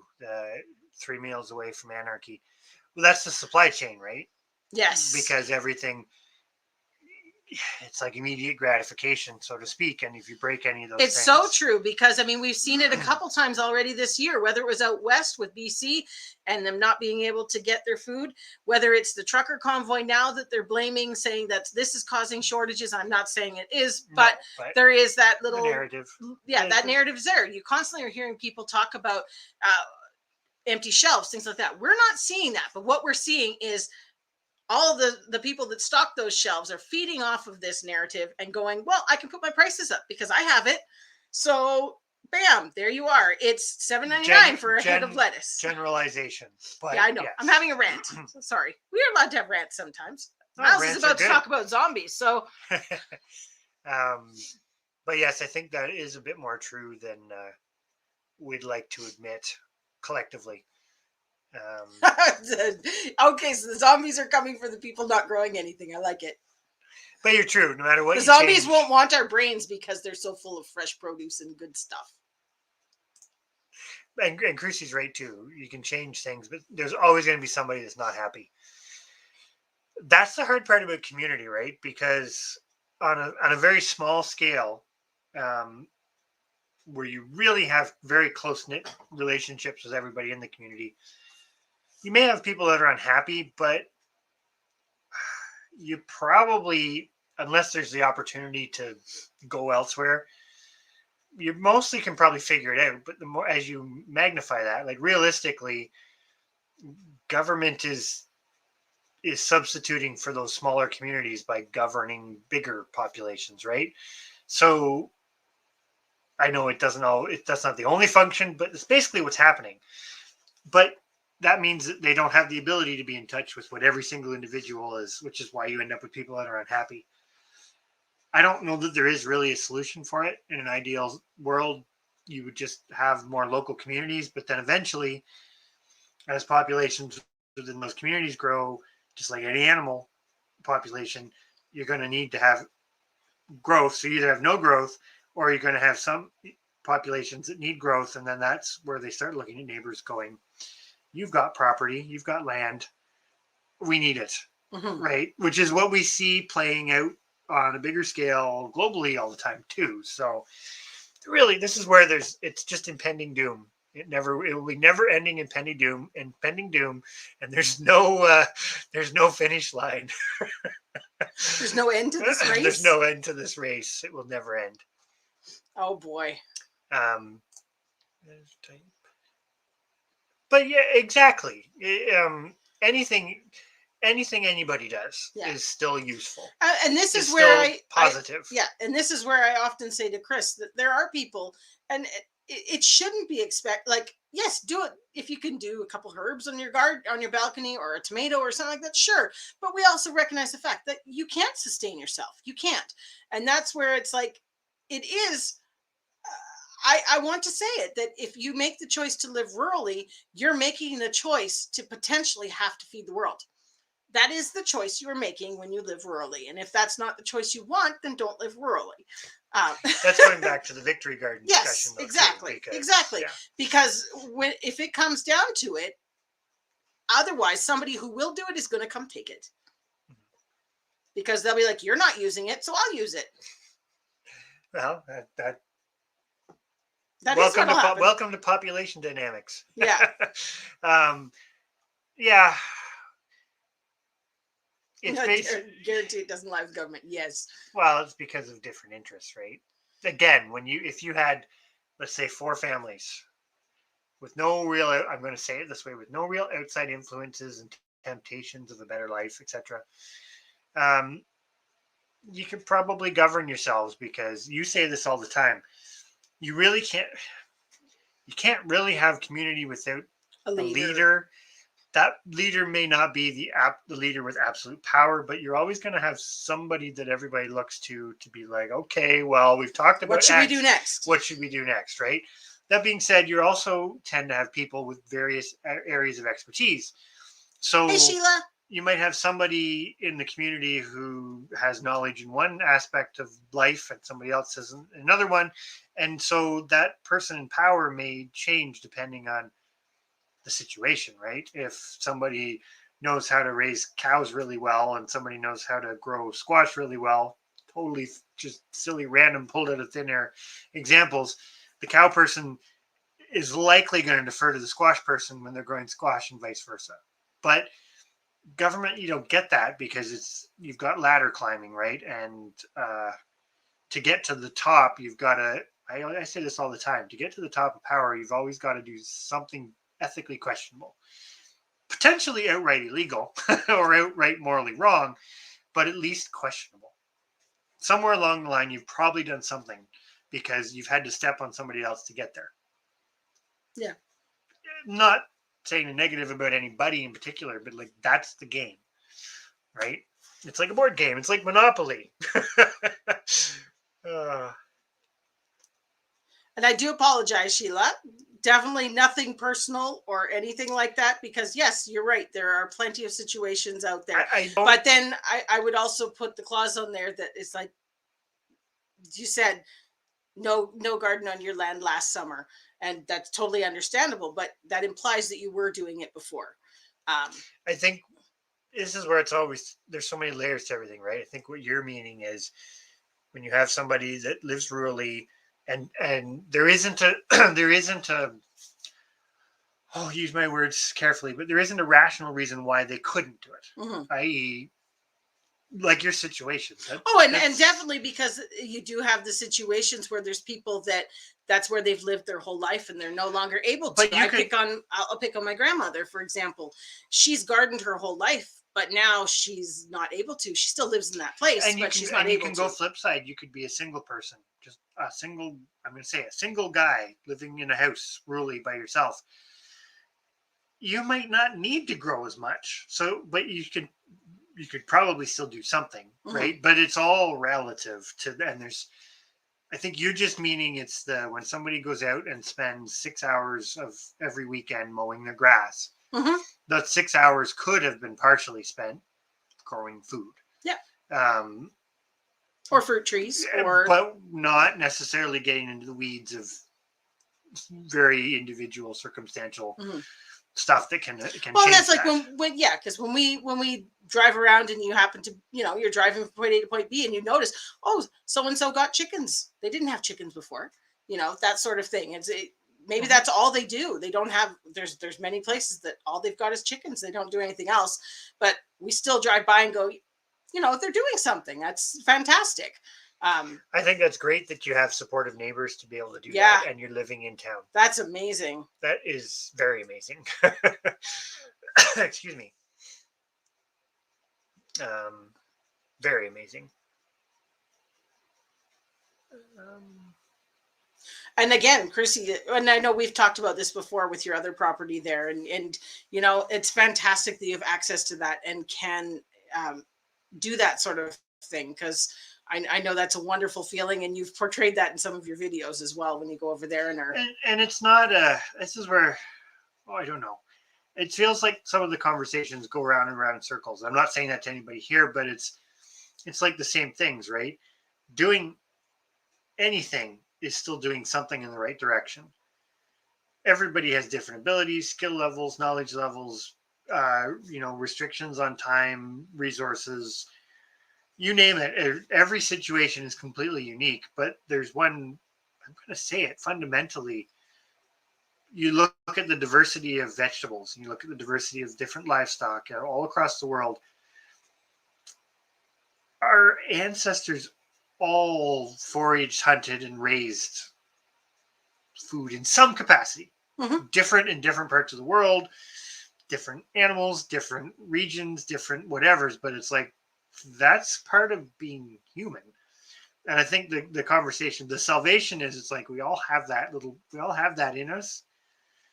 The more people that turn that on and turn off some of the other distractions, the better. Like Miles said, getting stuff done. As we're sitting here chatting with everybody, you could argue that that's hypocritical at the same time, right? Because right this moment we're not getting stuff done, but at the same time, I think people feel like we're sharing useful information, and I don't know. There is no answer, which is why we're always going to be an impending doom, and there's no finish line.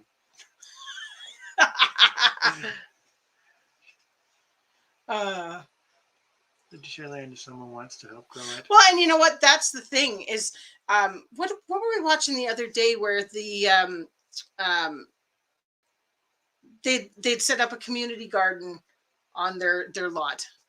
Not saying to do it as a community or anything like that, but it was a really uplifting video. Oh, Um, that was it was in Pennsylvania, uh, and they were it was in town. They were derelict lots that yeah, they had and purchased. they were purchasing. What town was that? It was a town that didn't have a grocery store. I can't remember.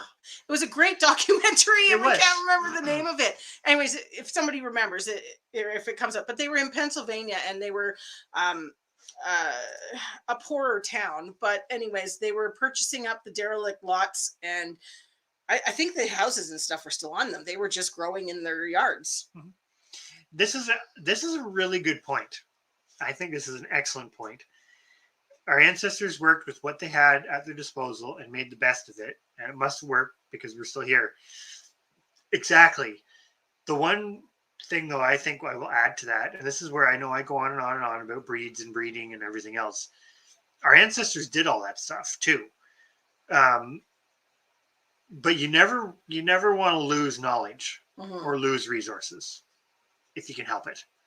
And I think that's the hard part, right? Is there's kind of, we're at a catch-22 moment too, because how do I phrase this? Well, it's kind of like urban homestead was talking about with the goats, the meat goats, and using basically pygmy goats for it. And to a lot of people, they would go, oh, I would use that as too small, etc. But everything's edible. I found out, and I'm not suggesting I want to do it, but there's countries where people farm rats to eat. Ew. But if you had to, yes. If you had to, you could do it, right? But it's kind of, there is a catch-22 of, I'm going to pick on squash. When you have varieties of squash that you really, really like, it's nice to keep it going and to know and to have the knowledge and the tools to do that. Yeah. Because there is a difference too between just surviving, and surviving well. I think Thorhaven talked surviving and thriving. Yeah, and there's lots of gray on that too. But it is an excellent point, because I think that's, everybody could do something. With the caveat that, yes, there are circumstances where you can't. Because exactly, again, like Billy Lee's saying, there are lots of, I guess we're talking more the bigger picture stuff, like not the stuff that sort of affects you directly personally, like your example. It's not that the bigger picture stuff doesn't affect you, but that's the stuff you want to try to insulate yourself from, I guess, because you can't prevent, illness or there's always factors that come in.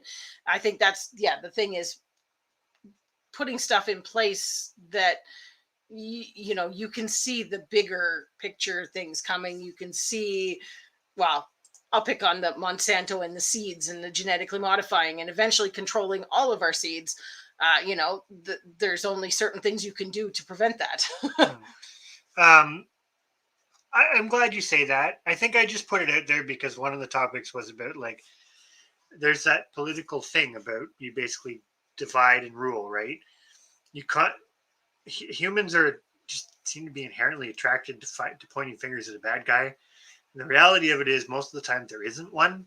But if you can create one and divide people, then you can rule them better, because then they're not focusing on you; they're focusing on each other. Mm-hmm. I'm not going to get into it, but we've basically seen that in the last year with a whole bunch of stuff that's gone on in the world of pitting one faction against the other in the name of science and public health and all this and that and whatever. And it's like the reality's somewhere in the middle. But if you polarize both things, you create bad guys, right? And I think the whole point we're trying to say is we're not trying to create bad guys. We don't want people to feel that way, but anyways. So I'm glad. And I think you have another excellent point here that I have a hard time getting across to people because they don't get it, but it's exactly that. When you don't That's have, like, we have 38 acres and we don't have enough space to grow to everything. grow everything we would like to try. We still have to pick. I Mhm. use the squash as the best example. It's way easier to keep 4 kinds of squash from each of the 4 species of squash than it And is then to they never try. ever cross. But yeah, you're basically guaranteed that they're not going to cross with each other, which means that makes them less work, which might allow something else to run better. Mhm. That's the other part, And we're right? lucky because none of our neighbors garden, so we don't have to worry about what they're gardening. Within 800 meters, there's nobody gardening. So yeah. Uh, But yeah, it's a great point, right? And that's another thing about I think distractions, right? It's so easy to get, you spread yourself so thin, and we've done this both on oh gardens yes. and livestock. You can spread yourself so thin that you can't do anything really well. And I'm going to pick on tomatoes for a moment. And I love picking on tomatoes because we do a video on tomatoes or we talk about tomatoes and people just shut off. They're like, oh, tomato, it's a tomato. We know everything about tomatoes. And it's like, there's a lot there, but that's exactly, you could have, you know, 65 different kinds of tomatoes. You could actually do that in a relatively small space, but then are you really going to use them to their advantage if you've got 15 kinds of yellow tomato and 30 kinds of red tomato and this, that, whatever? Like, you're better off to pick ones that serve purposes and then Well, grow enough of them that's that yeah. you can do something with That's it, what I was going right? to say. Is You that's can the put one thing that enough. we've learned in our whole time of gardening is yes, okay, experimenting, trying some new stuff. We usually try 1 or 2 different tomatoes every year and see if we want to get rid of something in order to switch to Well, one but of you those. you do your Sometimes little experiments and little then experiments. But the one thing that we found, and it was a big thing this year, was growing enough that you can actually can and make something out of one specific kind of tomato, not throwing all the tomatoes into the pot because then you lose what that not one tomato was special for. not that there's anything wrong with throwing No, everything into the pot, no, but but it was interesting this year to grow enough to actually put like our Black Prince tomatoes, which yes, Eldan, we have some for you, and I still need your PO box to mail them. I'm gonna send you an email tomorrow about it. But we grew enough Black Prince that I made basil pasta sauce with just Black Prince tomatoes, and it tasted completely different, completely amazing compared to the basil pasta sauce I'd ever made before. And it was just because we had the um, enough to be able to do it just with that one.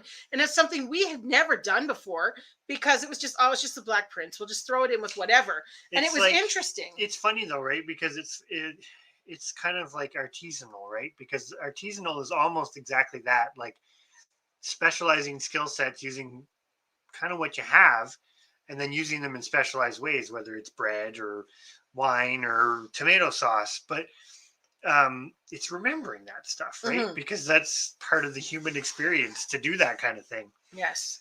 And Um, I think it's fantastic. She'll be back to growing mm, this year. And you know what? It's just one of those start where you think you can do, and you can every year add a little bit more. Like you said, maybe somebody locally would want to grow together. I know mhm. my friend, she does that. She has her neighbor come over and they share the garden because she has a garden that's been going for years. And rather than her neighbor starting fresh with something, it made more sense to For them share to the do it that jobs. way. And it works out fantastically. So if you're lucky enough to be able to find that, that is a wonderful thing to have because Mhm. having help makes a huge difference. And I definitely, we would not we don't sugarcoat it. There is no way, especially if I was working as well full time like Chris, there's no way we could grow and do what we do. And I admire the people that go out and work all day and still come home and manage to be able to do To it do it because all. I certainly couldn't. So yes. That's awesome. Pear That butter. Ooh, we were just talking about pear trees actually yesterday, not yesterday, 2 days ago. mhm. Pear and peach trees is what we were talking about. Oh, gotta go back up. Hello, Stephanie. Sorry, we didn't say hello when you came in, but Hugo, Oklahoma. It's pretty far from us. our our chickens are Yeah, categorized the as a dual partridge purpose. Chanticleer is dual purpose. I always say they're probably a little better on the meat department than the egg laying, but They do both quite well. We keep to put it into at our scale. Yeah, to put it in perspective, I mean, we don't light ours. We don't. They're in completely exposed pens in freezing temperatures. We lose a lot of eggs in the winter time. Like right now, okay, not today because that's a bad example because it was 0. But when it's -30, we're not getting the eggs before they're frozen, so they just become compost. But we do find we keep a flock of 20 to 25 hens, and throughout the year they keep our family of 4 well stocked beyond what we can eat. You have seasonal periods where you get more, and seasonal periods where you get less, but you can kind of see yourself through. But basically, from a laying perspective, to meat, I would say they're actually probably about a 40-60 rather than a 50-50, in the sense that yes, they produce eggs, but you probably would get, I'm going to say, 4 eggs a week out of a hen instead of 7 out of an egg breed. And that to some people is a turnoff, but at the same time, we have 5 and 6-year-old hens that still lay. You're looking at, when you start, excuse me, when you only look at one metric, you look at that metric and go, oh, well, that's terrible laying ability. But then when you look at the other metrics of their foraging ability, you still get a respectable sized carcass. They're very tasty. I will say they do taste. I know most people would say chickens all taste the same. I would say they don't once you get away from broilers or the broiler hybrids. And they brood their own babies. Chicks. So it's like when you start adding the other metrics in, it's sort of, that's where, even though we're doing our economic series right now, we do want to remind people, anybody watching it, it's not all about economics. It's just that's one metric that's important. The one thing I would say, and correct me if I'm wrong, Jane, but I think, Jane, you live in town, right? So I'm sure that's what you said.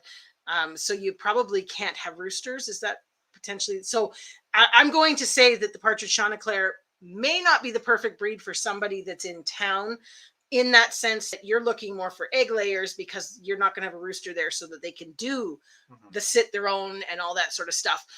But I could be wrong on that. Maybe you are allowed to, and I'm getting you mixed up. But I thought, anyways, that was just one of those things. As much as we love the breed, it's no different than the Icelandic sheep. We love them, but you have to live in the right situation for them to thrive. And that would be one thing where I would say that the partridge Chanticleer are not an ideal in-town bird because they're not productive enough on the egg front to justify the feed and stuff you'd have to put in. When you can't breed them yourself. You can't breed them yourself. Yeah. If you can't have roosters to grow out to be meat, it's a little bit more difficult. But like I say, I could be... Well, I'm sourcing them too. Yeah. Right. But I could be wrong on that. And if so, I apologize. That's awesome that you're about to get some champagne. Yes. Rabbits, and that's also really good about the rototiller. That's exactly the sort of thing that people need to start doing. I mean, we laugh, but our tiller gets used for about 10 hours a year. I mean, it's such a silly thing to have. It's great if you can share it. Economically, it's more cost effective than the tractor. Yes. For the scale of work that we need to do. For what we do. But yeah, we tend to not till a whole lot. No, but no, that's good though. That Golden Comet chickens, I've not heard of them. I think they're a hybrid layer. Okay. I think I've heard of them before.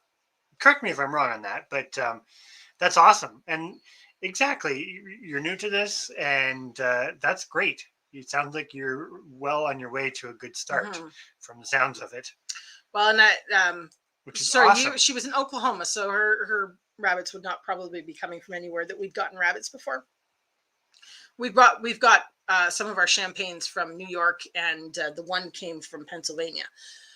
But that's kind of the furthest afield that our buddies have come from. And that was years ago because we've had a closed herd for 5 years now. Something like that. At least. A while. We kind of built it quick and then just ran with it from there. Yes. That's actually something, there's pros and cons to this, but there is benefit sometimes if you can do it. And you have to be pretty aware of your resources, time, space, money, infrastructure. But if you can amass enough quick enough, sometimes it's helpful. Because if you can get yourself off to a good start and just kind of get right, like you say, get into a closed herd or what have you, it's definitely worthwhile. We did that Oh with the yeah, sheep, not completely, but we the sheep kind we of went went. in kind of whole hog in the sense in that we decided we were going to do it. We bought a couple to kind of we bought 3 girls to try it out Mhm. young, no ram at first to start, and then once we had them for a winter and realized it wasn't going to be too draining for a winter and that we enjoyed them enough. I'm not going to say we love them because there are moments we hate them, but anyways, the decision was made to go for it, and we just the next year went out and put our fingers out in a whole bunch of different directions and bought a bunch of unrelated. And that's the same thing we did with the rabbits. We Mhm. started with a trio. I think you said you were starting with 2, so you probably a pair. We started with a trio, then we got an extra girl, then we got a couple. What did we get? We got 2 bucks and a girl from New York, and then we got. Anyways, we amassed them very quickly. If you excuse me, if you can do it, it has there is advantages to it if you're fairly certain that's what you want to stick with. Mm-hmm. We do find sometimes when you're piecing things together in small bits, it can almost be a bit frustrating. But never really talked about that. We should do a video Mm-hmm. about that. But Mm-hmm. just some food for thought. Not necessarily trying to encourage you to quote and Oh, that's fantastic because you've got 8 acres and your which is neighbor has awesome. 8 acres. Wow, Hmm. yeah. So if you actually, are in a good enough relationship there that you can share some space and work together on something, that's fantastic. Um, That's awesome that you're 15 15 miles miles from from town. town. You're far enough out that you can kind of do whatever you'd like, which is nice. Yes. Um, yeah. Yeah. Oh, and has a tractor too. Well, there you go. So you're potentially Ah, set. tiller and a tractor. You're golden. Now, is your property like Trees or yeah, grass like how or cleared is it? Just out of complete curiosity, or ready to do something with? Is it? as you plan your garden, make sure you grow some stuff for your bunnies. That's one thing that we're learning, and we're going to ramp that up this year with Yeah. more bunny food in the garden. Doing a bunny garden After we because the cost of rabbit pellets has gone up crazy here. I don't know if it's the same in Oklahoma, but we've seen a huge jump in the cost to feed the rabbits this year. Um, I do actually. I'm going to say about the rabbit thing too. yeah, We didn't do the rabbit garden last year because we were we were trying to figure out what we were doing with yeah, all the different animals. Now that we've made that decision to keep the yeah. rabbits, At the point we were juggling between pigs and rabbits, and I know that seems like a really odd combination, but because the pigs could produce you so much pork, we were in that we don't need the rabbits. Like, what are we going to do with all this meat realistically? And I know you can sell it and everything else, but we have based our whole homestead on saving money, not making money. And yes, you might filter out some here and there, but selling it also meant you had to have it butchered in a proper facility and things like that. So there and was there's a lot of other other factors, costs. but it just kind of came down to as soon as the decision was made that we were not going to do cows and we weren't going to do pigs, we were getting rid of that big livestock. The rabbits all of a sudden were back into we're making this work, we're doing it well, and this has Trying to get it figured out. yeah, they became a priority again. So I'm excited for that this year because Mhm. we have a lot of upgrades we need to do with them as we've A few, expanded. not a lot. A few. Well, we have 11 breeding rabbits, We've so got to get that's better at the grow out yeah. stuff. But So there's definitely some rabbit stuff that needs to be sorted. But rabbits, again, we will say, are a fantastic thing for people on a small homestead that need quiet animals and fast growing and everything and want else. to avoid impending doom. And if you want to avoid impending doom, Just gotta slip that one in there. Barred Rocks are a great breed. They were one of my top choices. yeah, It's that just, was we actually did because we got some hatching eggs from Red Rock, didn't we? And then they didn't hatch. no, that was Silver Laced Wine. Oh, okay. We have tried other breeds, but not a lot of them. No. But the Barred Rocks were definitely in the contender as a dual purpose. Mhm. From what I know of them, the Chanticleers are definitely more cold hardy. So where we are, that's kind of nice. But the Barred Rocks are very hardy, adaptable, versatile breed. Yeah. Well, other people, neighbors and stuff have Barred Rocks, so they seem to do very well. I always kind of this is that one side of me where as much as we kind of have this focus of like, no, we're only you always want to try. I'm always like, oh, it'd be nice to have some Barred Rocks, but then it opens up the can of worms of having to do that well too, which means that we would have to have 30 of them and and 5 more coops. And we can't. That's where it's like the comment you made about seeds, right? You kind of just have to get to the point. It's like coming to terms with things, but in a good way, where you get to the point where you're just like, this is all I can do. Mhm. This is all I can do well. And there's nothing wrong with that. And I think Yeah. that's, if you can get to that point where, And it's taken us 15 years to get there. Just for anybody that's just starting out, and it doesn't it's mean taken us 15 years to get to the point of realizing that we don't need everything that we think we do. and it doesn't mean that you still won't do experiments in the future. Oh yeah. Like there's no finish line, so you might change, but But I think we've pretty much gone through all the livestock. pretty much. I don't think there's anything else. The I mean, only- I'm not getting camels. I'm not getting, you know. The only thing that's on the, and it is the pigeons. Oh, I thought you were going to say guinea pigs. I'm like, No, get the guinea pigs out of there. Well, guinea pigs are an option too, but the pigeons could potentially be in there, but I probably wouldn't. We don't need them, so No. definitely agree. It is nice to not be in the city. Mm-hmm. I will admit, I shouldn't say that because I did live in Vancouver for a while. I've never really lived I've lived in town, but I've never really lived in a city to speak of. Yes. Stephanie, that is going to be the toughest part of your story for next year. That is our lot in life. We bought a place, 38 acres with no fencing. And it is an ongoing battle. And I will say, to be honest, I mean, definitely, look into everything very well and buy products when they're on sale. That's something that we learned pretty quick. As much as you can. Yeah. Anyways. Yeah. Well, I apologize, everyone. It keeps jumping. It's really jumping ahead. I think StreamYard is lagging a bit. Well, that's good. On his garden before, so there you go. You're set. Got some experience in there. Kale is a good one for planting for rabbits. Yes, our rabbits love kale. We do the red Russian kale, but any kale really will work for any them. brassica. They do really. eat Swiss chard as well. Not as good as the kale. They like the kale better. But if you grow broccoli, they'll eat all the greens and the stalks and everything off of that, and the cabbage. They love that. Just trying to think. Obviously, carrots, that sort of thing they eat. A lot of root vegetables. Not so much potatoes. No, sweet potatoes though. They'll nibble at sweet potatoes. What else? They will eat squash, but it's not their favorite. Yeah.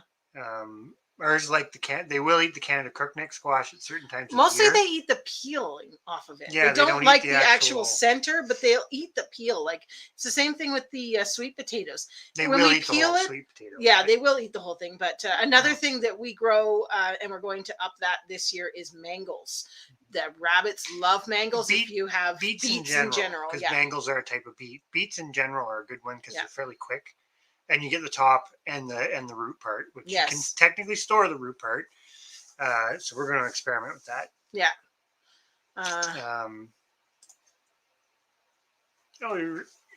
So where your 2-day drive? You've probably told us where you are, right, relatively speaking, but yeah, don't need to give it exact. Doesn't have to be exact, but 2-day drive is a long ways. You must be west.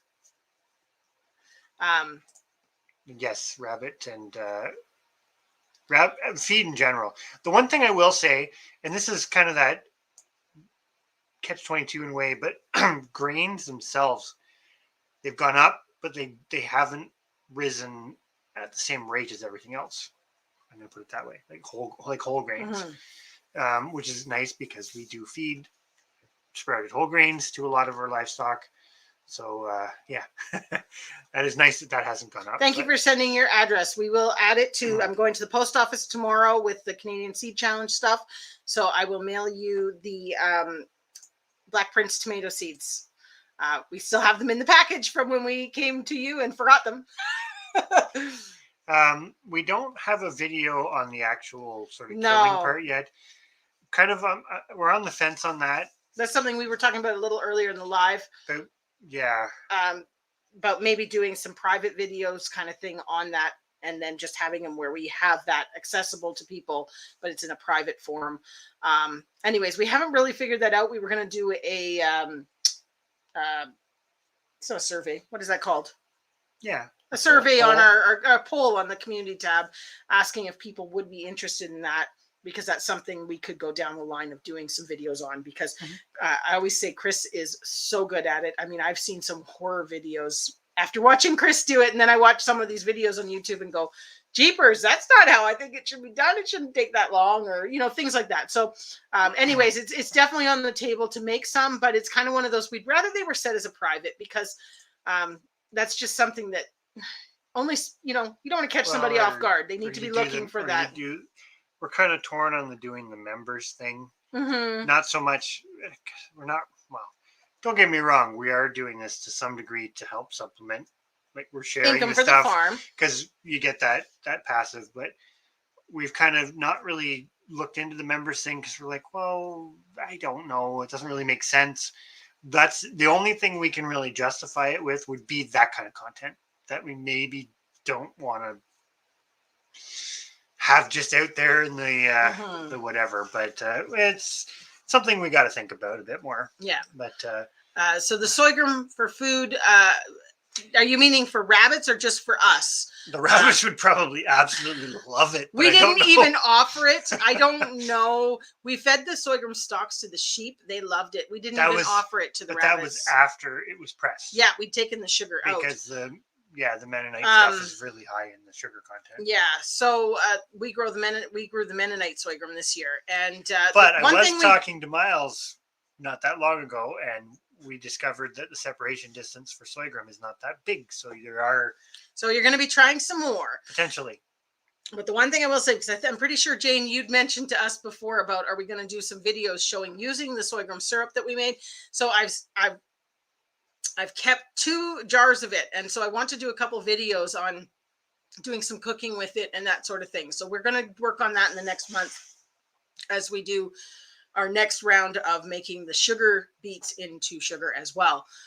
So sugar was some sort of, I'm going to say it's a bit of an obsession for me, because I do feel it's a preservative and we need it for canning and all that sort of stuff. And so it was really important for us to come up with a way to make sugar. It's a hard one too, because there's lots of historic ways to do it, but not a lot of people do them anymore. Mm-hmm. At least for where we live. Yeah. But yeah, no, definitely agree. If you don't have to worry about the winter hardiness, the Yeah. Hard Rocks would be a no-brainer. Any single comb breed, really. But that being said, they are still on the hardier side for winter. Mm-hmm. I think you were probably meaning the Mennonite sorghum. Yeah. The cane, yeah. We grew the Mennonite sorghum. We've not tried sugarcane. Now, somebody did grow sugarcane. I tried to. I don't know if it worked. But though. I don't know. That Creekside? Creekside, but aren't they in the Annapolis Valley area? Because they might be a little. Warmer? I don't know. I don't know. I don't know if we'd be pushing. We've not tried sugarcane, but we did do the Mennonite sorghum, and it worked amazing. I almost would say it had higher sugar content than the beets. It did, but it was a different kind of sugar. Yeah. It was more of a molassesy, planty type sugar. Good. But anyways, that one did really well, the Mennonite sorghum, and then we grow the sugar beets as well that we've actually made into a hard sugar. Mm-hmm. And we do have quite a few pounds of them downstairs to make into sugar in the next little bit.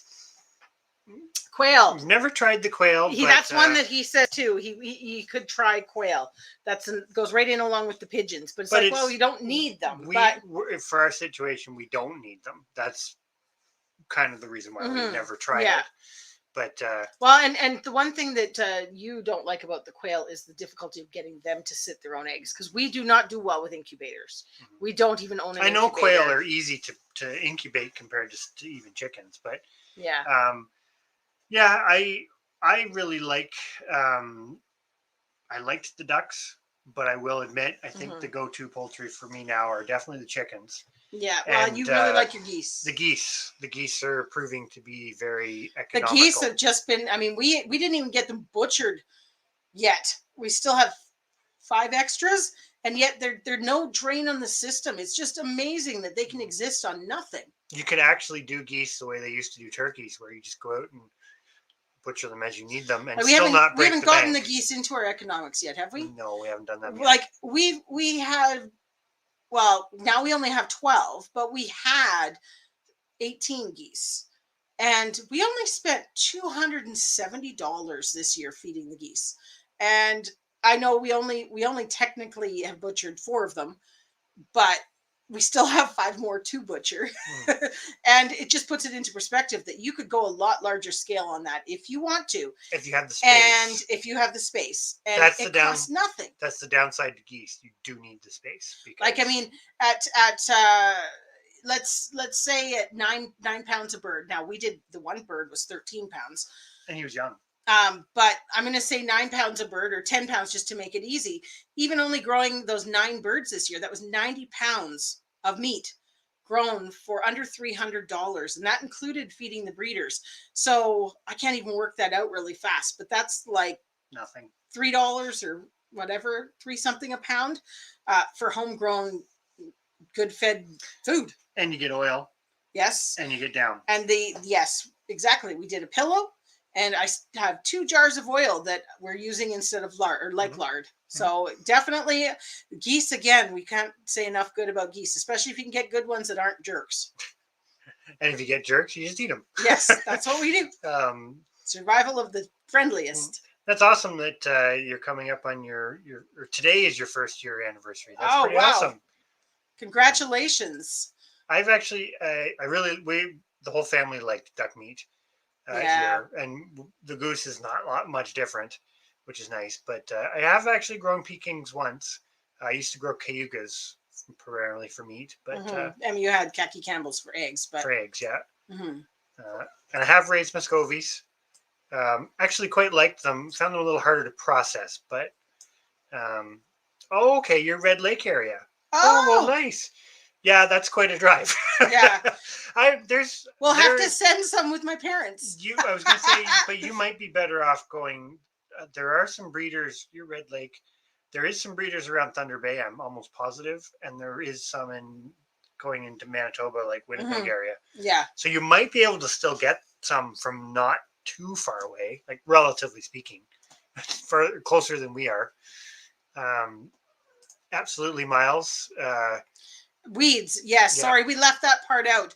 Our rabbits eat a lot of lamb's quarters, that sort of thing. Even just twigs and branches. Willows. We have a lot of willows on our property. Those little scrubby willows, which we just keep chopping at, and they keep growing back. Yeah, Miles said the same thing. There's somebody in Thunder Bay that raises them. I knew there is. I can't think of who they are. But I think they'd be the perfect bird for out there, though. Yeah, they would do well. Great hardy bird. Well, the partridge chanticleers are more common. I'm going to say this out west. There's more people that do have them, from what I know, or did. I don't know if they still are, but yeah, I don't know. It just comes with time and being exposed to it, and remembering that you raise them, you give whatever it is a decent life, and then it's allowing you to continue on by eating it. So, well, that's the one thing. This is going to sound bad, but good night, Chrissy. I probably missed you. Yeah, the bunnies are the one thing I love about the Champagne d'Argents is their uniform.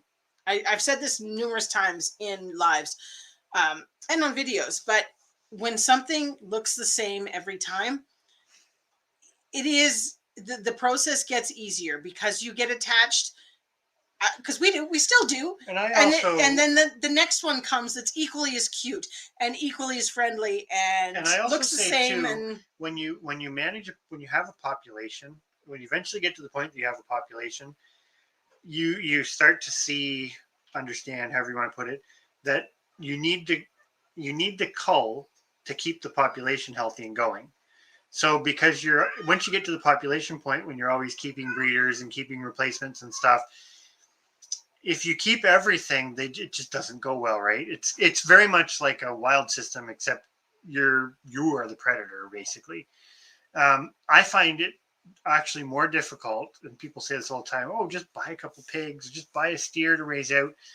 Having that one or two animals that you bring on, and their only purpose, they have no future, no purpose, no nothing. There's no potential there at all.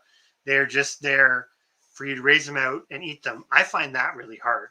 I don't find it as hard when it's like, okay, we've got the rabbits and we go through and we do our stuff, we do our culls, we get our meat, and then okay, we've kept this really nice one, and it goes on to. I find that process is more, I'm going to say, enjoyable than. Well, than you feel like you're doing something you're to benefit the breed. you're doing something to benefit the animal too, which Yeah. that's I think a part that as we go into the coming years, likely months for sure, but years, that's part of the relationship, right? That animal isn't just a hunk of meat walking around until Well, and those you breeds are dependent on people like Chris and I and others out there to keep them going. Yeah, and if they lose their value to people in that sense, then they're basically doomed. they're Doomed. doomed. Some of them are already doomed. But Yes. I agree with Eldan about the how to freeze stuff in the deep freeze without the bags. That's something.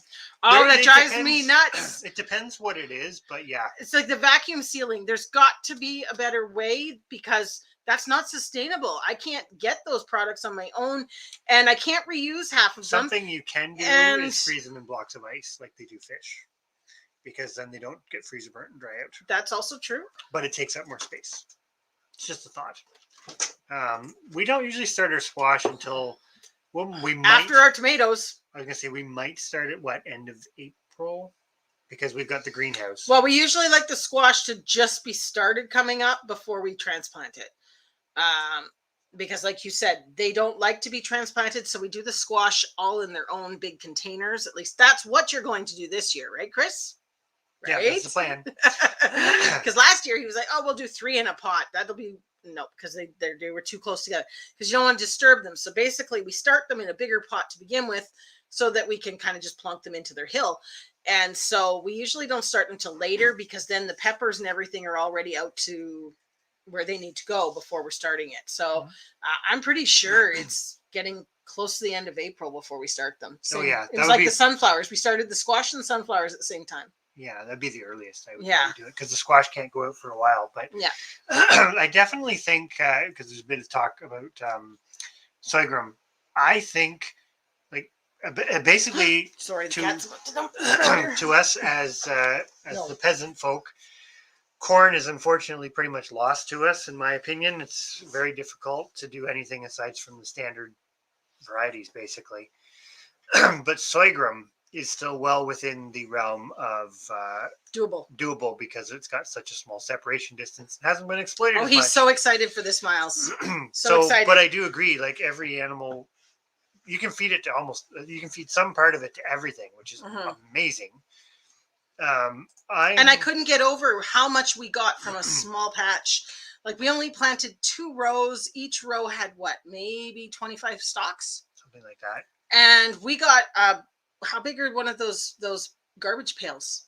50 gallons. 50-gallon garbage pail full of the silage. The chopped silage. The chopped silage. Now, again, we do have to figure out how to store that because it was fermenting in there and it was smelling like booze. Well, I mean, it was just point, but yeah, but that was starting to smell like woo when you opened it, and so we definitely something we're going to play around with. Need to figure out storing that stuff, but and then you get the seed pod, you get the syrup for us. I mean, gosh. I actually have some seeds that I'm going to totally say this wrong, but the Bayiki variety. Yes. I didn't try them because I thought they had to be separated further, but I might do a little germination test and see, because I've heard that's supposed to be a good one for relatively short seasons for getting the grain part. Mm-hmm. So I might try that. The sugar dip, that sounds interesting. And Williams. I've never heard of either of those. Where's your pen? I have to write them down. Hang on, let me find a pen. We do grow asparagus. We're lucky that we have a pretty big patch that was here on the property. We have some seeds. I'm going to start some this year, and we may buy some sets. We'd like to have a bigger patch. It's not big enough. We get to eat off of it because it's established, but it's not enough to get enough to store much. It's kind of a fresh eating only, which is fine. There's nothing wrong with that. Yeah, that's a big thing about the quail. They won't sit very well. Sugar dip. And that's one of the things I'm going to say it from a sustainability perspective. I like animals that will look after their own young better than animals that won't. Just because once you figure out how to manage it, because there is a learning curve there, it makes things easier. Like the chickens, for example, what do we have? 80 89. 89 chicks hatched this year, and all under broody hens. And it's awesome because that's just a whole lot of work we don't have to worry about. Now, you don't know exactly how many you're going to get, but you don't know that with an incubator either, though. The only advantage of the incubator, I guess, is that you can keep going. Good night, Billy Lee. Yes, thank you for Probably sticking with us. already missed you, but yes. The storms are coming. I know. I did hear about that. Thursday, we're supposed to get hit with it Thursday, late Wednesday night coming into Thursday. I think they were calling for something like 20 centimeters again, which is what about we had was that a week ago? Good night, Miles. We're probably going to wrap up pretty shortly too. We said that an hour ago, literally. Sheila's cat's listening to our cat. Oh, we're terrible because we have too many cats in the house and they all talk to each other. So that's kind of cute that your cat could hear her. That is funny. And our chicken that's in the house healing is in a box and she's making noises to talk to the cats because the cat is sitting there looking at her right now. So can't get at her, but no, but so we've got the chicken doing its thing and then the cat's meowing. Oh wow. Well, that's awesome though that you were doing some gardening last year. The growing in containers is still I think it's a good way, even if you have in-ground availability. There are some things, I don't know, that it works nicer. You can control it better almost. Mm-hmm. Well, yes. Well, and the one thing we said this year, we're going to really focus on our sweet potatoes, growing them in the containers. Big blue barrel tubs. Yep. Blue barrel gardening is coming for us for sweet potatoes. Have a good night, Real CLS. Glad you could come in. I think we're good. Like we say, we're approaching 2.5 hours here. Chris is chugging through the water. He's a little chatterbox tonight on his doomsday, whatever. Well, but you know what? As everybody knows, it really wasn't that doomy and gloomy. It was just sort of that. The doom and gloom is there, but there's a lot of stuff. It's an undertone. It's an undertone. There's a lot of stuff we can do and a lot of stuff that we are doing. But I think that's one of the things we really like to do with our lives is kind of treat you guys like you're sitting around with us at the breakfast table, because this is just everyday conversation. Pretty much. Every day. And it's sort of fun, I think, as much as we like to do the informative videos and really kind of make sure our videos are telling you something. Sometimes our lives aren't telling you anything. It's just us being us and hanging out. If people are learning, that's great. We're learning from you guys too. So yeah. Anyways, this is you get to the window into our life of impending doom. Well, one thing I'm really hoping this year is to upgrade my router so that we can do lives outside in the garden and stuff like that. I really want to do that this summer. I'm not doing that in the winter though. No. But I'm just saying it'd be nice to be able to do that. Might have to put a router in the barn. I think this is a good point. You can really go into those truths if you wanted. We kind of skimmed it because I don't know. That's where it gets a little depressing, because you're right. There is still joy. There is still positive, even if impending doom is coming. There is still positive. All we can do is set ourselves up that the impending doom does not affect us as badly. You're buffering. Buffering, exactly. Share with other people so that maybe the more people that are going down the same line, potentially the less bad impending doom will be. We'll go with that. On that note, we will talk to everybody later. Thank you very much, and hopefully everybody has a great rest of the week. Yes. And we will talk to everyone later. And Barbara, I hope that the quest to find them does work out very well, because they're a great breed and you will enjoy them. And I'm very curious on Swedish flower eggs. So I'm going to look that up after we're done here, because that sounds kind of cool. But on that note, everybody, thank you for staying with us tonight. 2.5 hours. Have a fantastic night. And we will see you all next week. Good night, everyone. Bye for now.